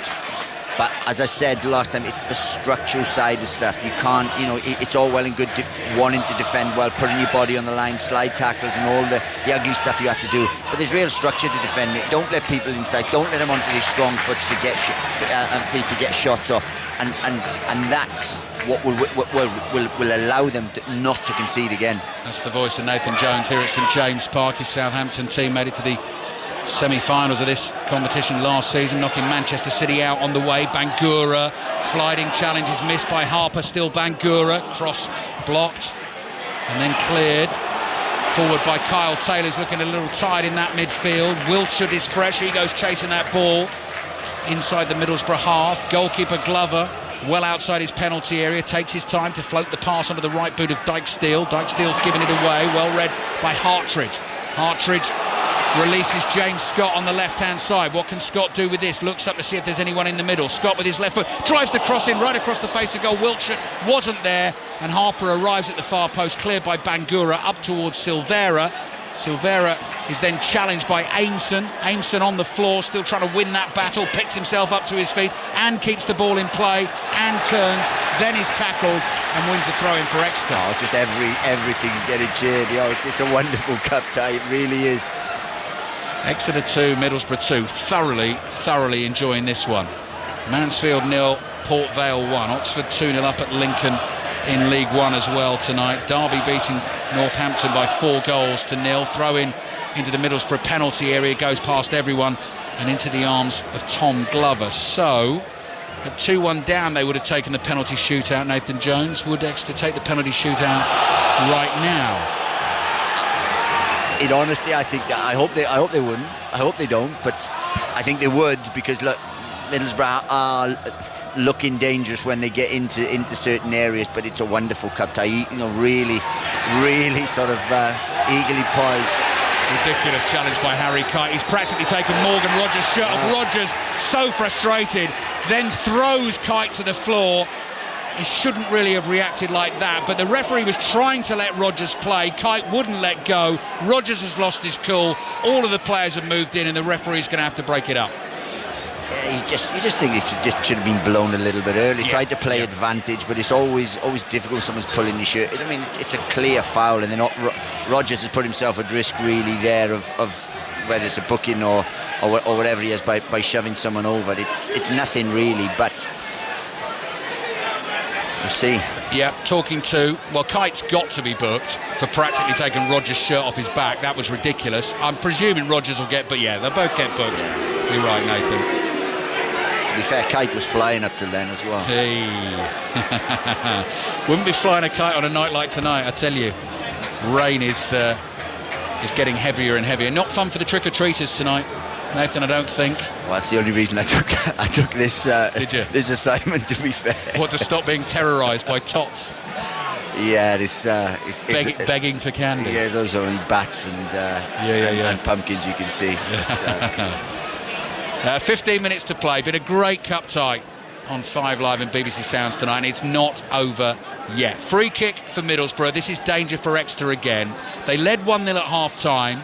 Middlesbrough then got themselves 2-1 in front, but Ryan Trevitt's second stunner has got it back to 2-2. Hayden Hackney might fancy a strike here from range with the free kick. 22 yards out over the wall, just wide, brushes the side netting. We couldn't quite see how close that was as it set off, but it was definitely curling back towards the top corner. Your reaction, Nathan, said absolutely everything there. To be fair, I thought he was in. Only the casual nature of the goalkeeper it sort of convinced me otherwise. Do you know what? I've just looked at the clock, and it's 75 minutes gone. Yeah. It seems to have flown. It's one of those games. I watch 1,000 games, and you're always looking at your watch and when you can shoot off. This one is really, really enthralling. Yeah. Ball headed forward here towards Silvera. Rogers lays it off to Hackney. Hackney trying to slide it through. Jules should have it covered, gets there just in time. Slides in with his right foot. Isaiah Jones keeps it in play for Middlesbrough, down by the byline on the right. You can see that water almost gathering, can't you, on the playing surface here? Not in terms of puddles, but as the ball is played, just slowing down in the moisture on the top surface. Just going to have to give it a little bit more. Last 15 minutes of the game. We'll be checking in on England-Belgium again shortly in the Women's Nations League. Here's Jones, good feet, edge of the box, left-footed, spoons the shot high and wide, and behind it goes for a goal kick. Coming Vicky Sparks. It's still Belgium 2, England 2, but England pushing for this winner. Lucy Bronze has had an effort blocked, and Belgium are so dangerous on the counter. They have to watch that. Belgium 2, England 2. Ross County have a goal back in the Scottish Premiership. Hibs 2, Ross County 1. Kicked off at the same time as this game. Hartridge has lost the ball just outside his own penalty area. Middlesbrough throw taken quickly. Barlasser looking for the run of Rogers. Angle is tight. Drags it back. Now looking to get the cross in. That's blocked by Hartridge and goes behind for a corner to Middlesbrough. They're going to take that short and quickly to Jones. Jones plays it back here. Exeter have got to switch on. Barlasser plays it to Jones. Jones has got Kite in front of him. Rogers has it inside the box. Great feet. Still going. Brilliant from Rogers. There's the cutback. But Taylor is there to get a foot on it for Exeter. And then the clearance from Wiltshire is knocked into the body of Jones and out for a throw. Morgan Rogers with some lovely footwork, Nathan. Yeah, look, wonderful technique, wonderful dribbling skills there. But he has that, as you said, he's a real talented footballer. Just had to pick someone out then, but the amount of bodies in there, it was difficult. But Middlesbrough really have responded well themselves from the goal, and they've put Exeter under real pressure here. Exeter 2, Middlesbrough 2. Long throw from Hartridge down the left-hand touchline, flicked on by Jules. Ball still in play inside the Exeter half. Ryan Trevitt, the Exeter hero tonight, with both goals. And then Hartridge's clearance is blocked. He was closed down quickly, and it goes out for another throw into Exeter. Earlier on in Gary Cole's interview, what he was saying about the atmosphere, even though they're going through a tough time in the thing, the atmosphere and the way that the players are working, and you can see that. This manager, you can see that the players are playing for him, they're working for him. He's set out a game plan, and they're sticking to that. Full credit to Gary and full credit to the coaching staff here. It shows he's got a team that are working for him. Latte Laf making a good run down the left. First touch gets him into the penalty area. Looks to knock it through the legs of Sinisalo, who blocks and then swipes it away with his right hand for a corner. Wonderful chance, wonderful ball, quick counter-attack, pace of Latte Laf. Got him in. I thought actually the goalkeeper made his mind up. It's a wonderful save in the end. Right, change coming here. Exeter are making it. And it's Jake Richards, I beg your pardon, coming on for Exeter, one of the young tyros. He is going to replace Kyle Taylor, who's put a right shift in midfield for Exeter tonight. Did look as though he was tiring last 5-10 minutes or so. So a lot more energy comes on with young Jake Richards. Number 47 for Exeter. They're in the red and white stripes, defending the goal closest to us away to the left. Exeter 2, Middlesbrough 2. Benches are going to be key tonight, especially the last 10 minutes, both for Middlesbrough and Exeter. Exeter for different reasons, probably to Middlesbrough, but really going to be a squad game tonight. Corner for Middlesbrough. Barlasser delivers it right under the crossbar. Sinisalo gets a punch on it. Up in the air it goes. Diabate really had to concentrate on the volley away. Good contact on it. Bangura miscues inside the Exeter half. Hayden Hackney's just got to cover this ball to make sure that Exeter can't keep it in. They can't, but they do get the throw. Vince Harper's stolen about 10 yards down the left, but he takes the quick throw and finds James Scott. Scott is tackled too easily by Hackney. Barlasser lets the ball run through his legs. Rogers with good footwork again up to the halfway line. Tall, powerful athlete Morgan Rogers. Silvera, stocky, quick winger. Rogers, edge of the penalty area. 4 red and white shirts in front of him, left-footed effort, and they close him down. The shot is deflected behind for another corner to Middlesbrough. End-to-end stuff at the moment. It really is. And pessimist in me, as Scott tried a little clever nutmeg there, got robbed, they broke. In my mind, you're thinking, is he going to regret that? 10 minutes to play, into the last 10 minutes of the cup tie. At the moment we're heading towards a penalty shootout to decide it. Who is going to be in that quarter-final draw for this Carabao Cup? Barlasser's corner into the far post. Sinisalo comes and puts. Oh, there's a shirt tug on Morgan Rogers. That's a penalty. What a ridiculous thing to do. The ball was high in the penalty area. Rogers was waiting for it to come down. There was such a clear tug on his shirt to knock him off balance, to prevent him doing it, and as a manager, Nathan Jones, that would drive you absolutely potty. Oh, days of hard work, game plan, hard work on the night, getting back into the game against a side a league higher, and then a moment of madness could cost you everything. So here is the big moment in the game. We were talking about a possible penalty shootout. Well, here's a penalty right now for Middlesbrough to try and get themselves back in front. It's the Ivorian Emmanuel Latte Lath up against the Finn Vil Sinisalo, trying to make himself as big as possible in this goal away to our left. Latte Lath, hands on hips, is just staring at the goalkeeper. Graham Scott blows the whistle, and here's the chance for Middlesbrough to go back in front. Latte Lath approaches the ball and strokes it into the bottom corner, sends Sinisalo the wrong way. Moment of madness from Exeter to concede the penalty, and Middlesbrough back in front. Exeter 2, Middlesbrough 3.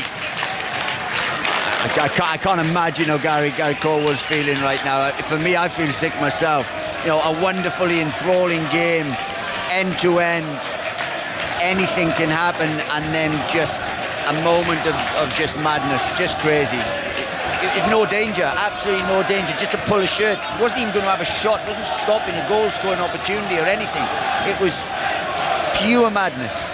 It was a panic, wasn't it? The ball was dropping inside the penalty area, but there was still so much to do with it. Had Rogers been able to bring it down, he wasn't going to be able to strike it first time. We saw it from here. The referee had a great view of it.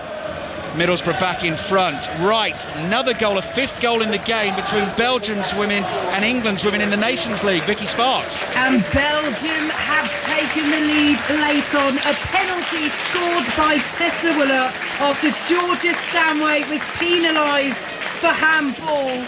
Belgium 3, England 2, 5 minutes plus added time to play. This would be a huge blow to England's hopes of winning their Nations League group and Team GB's hopes of qualifying for the Olympics next year. Thank you, Vicky. Back with you shortly. We have got 7 minutes plus added time remaining, and Exeter have got to try and find themselves another equaliser. I guess you'd say give the ball to Ryan Trevitt 25 yards out and see if he can roof one into the top corner for a hat-trick. That's how they've scored their 2 goals tonight. They trail 3-2. What have they got left in the tank as well? And Middlesbrough, you'd imagine now, will just try and keep it and make them run, Nathan. And it'll take a load of character for Exeter to come back into this again, because it's really deflating to do that. To see the start that Middlesbrough had, then to go 2-1 down, to think, right, this could go the wrong way here. Then to get back into it. The psychological shift that we needed now to get back into it is huge. I think the pressure in the penalty shootout on Middlesbrough, as well as the away team and the team that's expected to win the tie and Exeter at home, etc., etc. It could still come, but Exeter are going to have to go for it now, trailing Middlesbrough by 3-2. Still Mansfield 0, Port Vale 1 in the other League Cup 4th round tie tonight. Michael Carrick's got the coat back on. The rain has eased somewhat. McNair shepherding the ball back to his goalkeeper Glover, nearly didn't get it back to him. That looked a bit panicky, and then the ball's played down the left hand side towards Silvera. Silvera turns away from Harper for Exeter. The ball breaks free inside the Middlesbrough half. Zach Jules has energy to bring it forward for Exeter. He's nearly fouled there, still going, stumbling forward. He'll get the free kick. Exeter get the free kick. It's in shooting range in the inside left channel, about 25 yards out. I've got a feeling, well, Ryan Trevitt maybe. He's the only one. I think he's had 2 touches and he's got 2 goals. He's on it. He's got it. He's picked the ball up and he's put it down and he said, that's mine. Well, this will be a wonderful story. Real wonderful story. My only gripe would be Zach Jules there got fouled where the free kick's been taken. He actually got fouled after that. Yeah. But he brought it back to the original one. Yeah. I'm not sure that's much advantage. I think I'd be arguing that. Silvera's down at the moment, receiving treatment from the Middlesbrough medical team. They're waiting to bring Matt Crooks on. They're going to make a double change as well, Middlesbrough, late in this cup tie. 5 minutes to go, but a real moment of danger for them now. And Graham Scott, the referee, is jogging over towards the touchline here to say what? Is he going to have a word? Is this with Gary Caldwell? Yellow card. Well, it'd be interesting to see what he's saying, because I got to be honest with you, I would be wanting the free kick where the second foul was committed, which was 8 yards closer to the goal and within a wonderful shooting distance. Silvera off, Crooks on for Middlesbrough.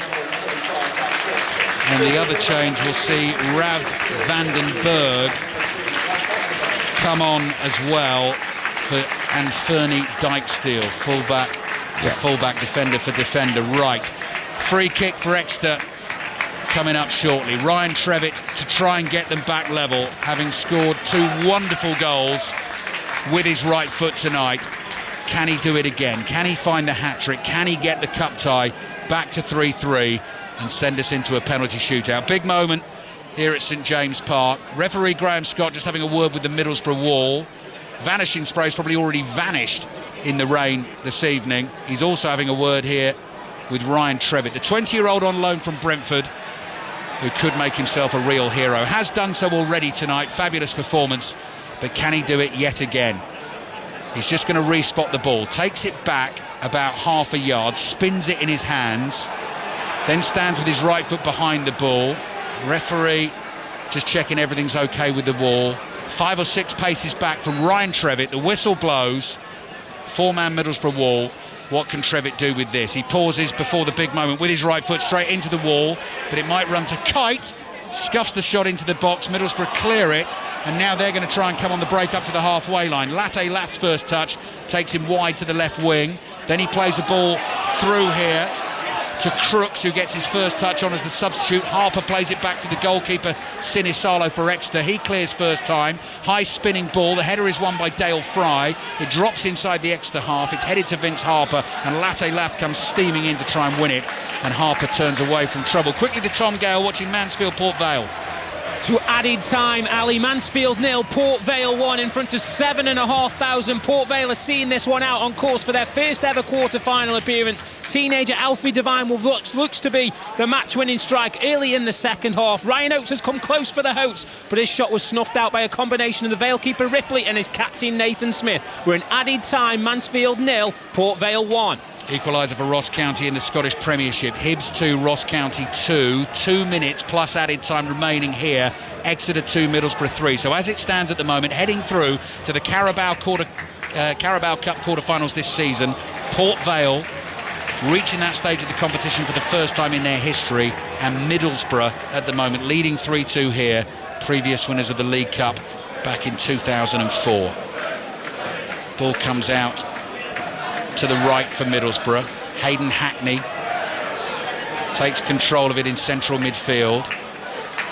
Slow pace this out. It goes to Vandenberg on the right-hand side. Back into that Middlesbrough midfield. McNair is there. McNair with his left foot plays it back to the goalkeeper Tom Glover. Takes one touch. Has to be sure here. And then whacks it clear with his right foot. Hartridge brings it down. Cushions it on the instep of his left boot. Passes to Diabate, who lets it run through his legs. Latte Lath running and chasing, eventually out of path, and then it's a miscue pass from Aimson, and it goes out for a throw-in to Middlesbrough. Wigan 1, Charlton 3. Late goal back for Wigan in that game, about 6 minutes to go.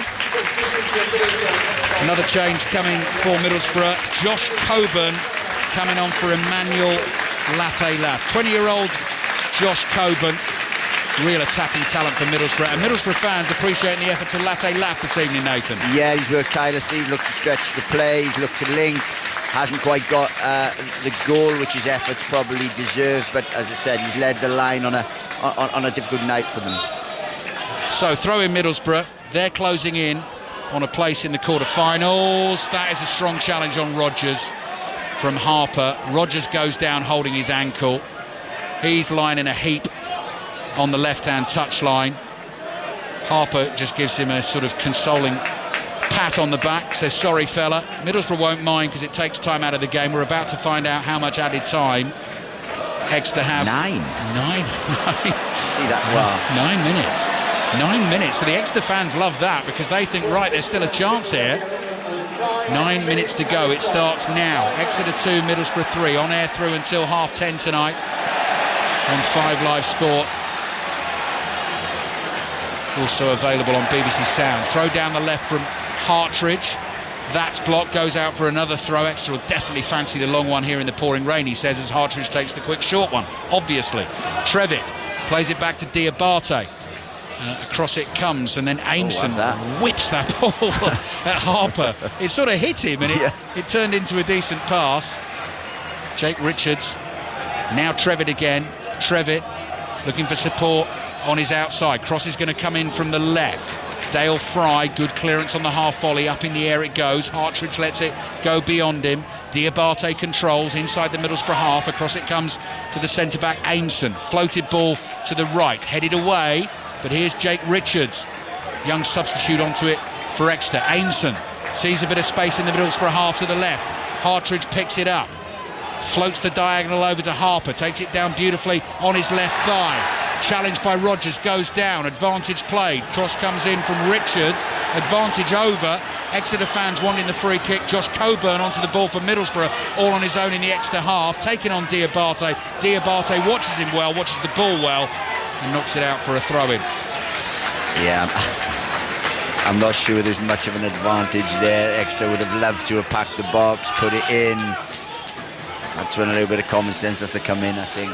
Couple of minutes of added time already gone. 7 minutes of added time remaining. Exeter 2, Middlesbrough 3. Full time in the Women's Nations League. Belgium, England. Vicky Sparks. And England have lost 3-2 to Belgium thanks to that late Tessa Woolard penalty to leave their hopes of winning their Nations League group and Team GB's hopes of going to the Olympics in the women's football next summer in real jeopardy with 2 games to play.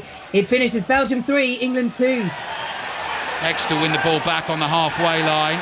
Richards goes down, wants a free kick, gets the decision, so Exeter will have a chance with a set piece inside the Middlesbrough half. Still plenty of time left in this game, 6.5 minutes of added time to go as the rain continues to fall at St James Park. It's been such a good cup tie, such a good game. Feels like we almost deserve an Exeter equaliser at a penalty shootout, but Middlesbrough fans certainly won't be thanking me for that, and there's quite a few of them sitting quite close to us, so I'll probably keep those thoughts to myself. Hartridge, ball into central midfield. Richards just runs away from him, but Exeter managed to keep it. Wiltshire had the shirt tugged as he turned there, wins the free kick. Is this one close enough for a shot? No. Well, Wiltshire's trying to take it close enough for a shot. I don't think he was fouled there, was he? No. The angle's not good for a cross either, so they might have to shift the ball to put it into an area, because it's quite straight, so all you can do is loft it, and I think Middlesbrough can defend that quite easily, so it'd be interesting to see what they do here. Nathan Jones enjoying the action with us, the Carabao Cup action tonight. Exeter 2, Middlesbrough 3. Oh, I thought the goalkeeper was coming up for a second there, a bit early for that. They were discussing that on the Monday Night Club last night. Whistle blows, it's going to be chipped into the box by Trevitt towards the far post. Trying to get the header in is Aimson. He's gone down in the box. Middlesbrough clear it for now. This could be danger on the counter. Hackney brings it forward outside of his right foot, was looking for Rodgers. Now Middlesbrough might get caught out. Oh, Scott's going from the halfway line, tries to float the keeper, pushes it wide, and it goes behind for a goal kick. Now that would have been a dramatic equaliser. Yeah, I think we got a little bit excited there. It was actually the attempt didn't match the endeavour, if you like. I think he's been watching Harry Kane, hasn't he, in the Bundesliga over the weekend. Full times in League One. Wycombe Cambridge has finished goalless tonight. Derby have beaten Northampton by 4-0. Tell you what, Wigan have got a late goal back again. Wigan 2, Charlton 3. They're still playing in that game. Oxford 2-0 up at Lincoln, last we heard. Lincoln 0, Oxford 2. Kite lobs one forward. Oh, it hits Scott on the heel of his left boot. He couldn't bring it under control. Cleared by Middlesbrough. It's getting a little bit desperate at the back there from Middlesbrough at the moment. We've played 4 minutes of added time, so we've still got 5 minutes to go. And Exeter a goal behind. Exeter 2, Middlesbrough 3. Long throw from Hartridge. He's got that in the locker. Down the line it goes. Jules flicks it on. Wiltshire battles for it. Fry makes the challenge. Referee looks at the assistant. Assistant gives the throw into Middlesbrough. The right decision. You just wish that it was the other way. They could throw it in the box, get something going for the last 4.5 minutes. Zach Jules is down, but he's quickly up again for Exeter. Full time at Lincoln. Adam Cottier. Lincoln 0, Oxford 2. The goals from Kieran Brown and an own goal by the Lincoln goalkeeper Lucas Jensen. A comfortable win for Oxford, who returned to winning ways and closed the gap on the leaders Portsmouth to 3 points. 2-0 winners. 4 minutes remaining for League One Exeter to try and find themselves an equaliser. 1-0 up tonight, 2-1 down, got it back to 2-2. Both their goals absolute sparklers from Ryan Trevitt, but just a rush of blood. The pull on Morgan Rogers in the penalty area in the 82nd minute of the game has given Latte Lath the chance. From the penalty spot, he took it, and that's why Middlesbrough lead 3-2, and now they're trying to run the clock down a bit. They take the throw-in from an attacking position on the right, intercepted by Exeter. Trevitt is bundled to the floor, but Exeter get the throw. Left-hand side, Hartridge runs to the ball quickly, goes for another long one. High in the air it goes. Vandenberg gets up to win the header. It bounces on the halfway line. Battling for it there is Matt Crooks, goes out. No, it's gone for an Exeter free kick, this one. Hartridge thought about taking that quickly, but the goalkeeper's given it the big shout and says, I'm going to have a go at this, get the big men forward for Exeter. So here we go. 3 minutes to play. Exeter 2, Middlesbrough 3. Sinisalo, the goalkeeper. Has he got too much on that? Floated to the corner of the box. Good delivery, headed by Aimson. Might drop here to Kite. Kite lobs the ball out to Vince Harper. Exeter's right wing back, left-footed cross, closed down by Barlasser at close range, almost thumped him in the face. That goes out for an Exeter throw. 2.5 minutes to go. Exeter still chasing this. Kite's just going to launch it forward. Doesn't really get enough on it. This breaks for Middlesbrough, just short of the halfway line. Played forward by Rogers. There's Coburn. Coburn on the ball, bringing it forward up to the edge of the penalty area, lays it off to Isaiah Jones. Isaiah Jones looking for a low cross, bit casual with that. He got blocked. Barlasser back out to Jones on the right hand side. Matt Crooks and Coburn, couple of big men waiting in the middle if a cross comes. Jones has got the skills and the speed to bring it in from the left, takes a tumble. Referee's not interested. Exeter will bring it away. Trevitt's still got energy to do that from central midfield. Ball is played up to the halfway line. Can they keep it going? Wiltshire holds on to it, chased by a couple of blue-shirted Middlesbrough defenders. Eventually, he's just outnumbered. He loses it, and Middlesbrough bring it away down the right. Mansfield, Port Vale, full time as Middlesbrough come forward with a late attack here. Tom Gale, what's the news? Mansfield 0, Port Vale 1. History for the visitors. A first ever League Cup quarter-final appearance. Alfie Devine's wonder dribble and strike early in the second has done the business. Mansfield 0, Port Vale 1. Well, if Exeter are going to join them in making history tonight by getting through to the quarter-finals for the first time in their history, they need a goal in the next couple of minutes to try and take this to a penalty shootout. But Middlesbrough have it with Josh Coburn back to goal inside the Exeter half. First time ball down the left for Rogers to chase. Rogers up against Diabate. Diabate breathing down his neck. Rogers quite happy to take his time, tries to turn away from Diabate, wins the throw in. Middlesbrough very happy with that. Yeah, Morgan Rogers played well tonight. He's enjoyed his night. He showed real quality. Shows a little swagger at times, and obviously got the goal, got the penalty. So a real big contribution from him. I think it's going to be too late for Exeter this. They've now won a corner. Middlesbrough, the throw-in was taken towards Rogers. He just knocked it into the legs of Vince Harper. Behind it goes for a corner. My stopwatch tells me 20 seconds to go. Exeter 2, Middlesbrough 3. Port Vale through to the quarter-finals of the Carabao Cup.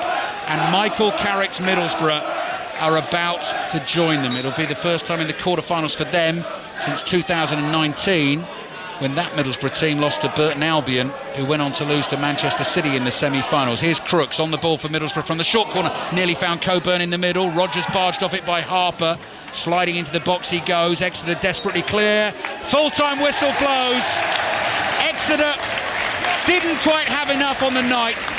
despite a stirring, stunning effort from all of their players. 2 stunning goals as well from Ryan Trevitt. The first early in the game got them in front, had them in front at half-time. Middlesbrough came out a different team at the start of the second half. Morgan Rogers scored a stunner. Sammy Silvera then made it 2-1. That's when Trevitt responded again with another cracker into the top corner. But actually at the end of the game, Nathan Jones, I think Gary Caldwell's going to rue the rush of blood. The penalty conceded, Latte Lat stuck it away. What an effort from Exeter tonight, but it's Middlesbrough who go through.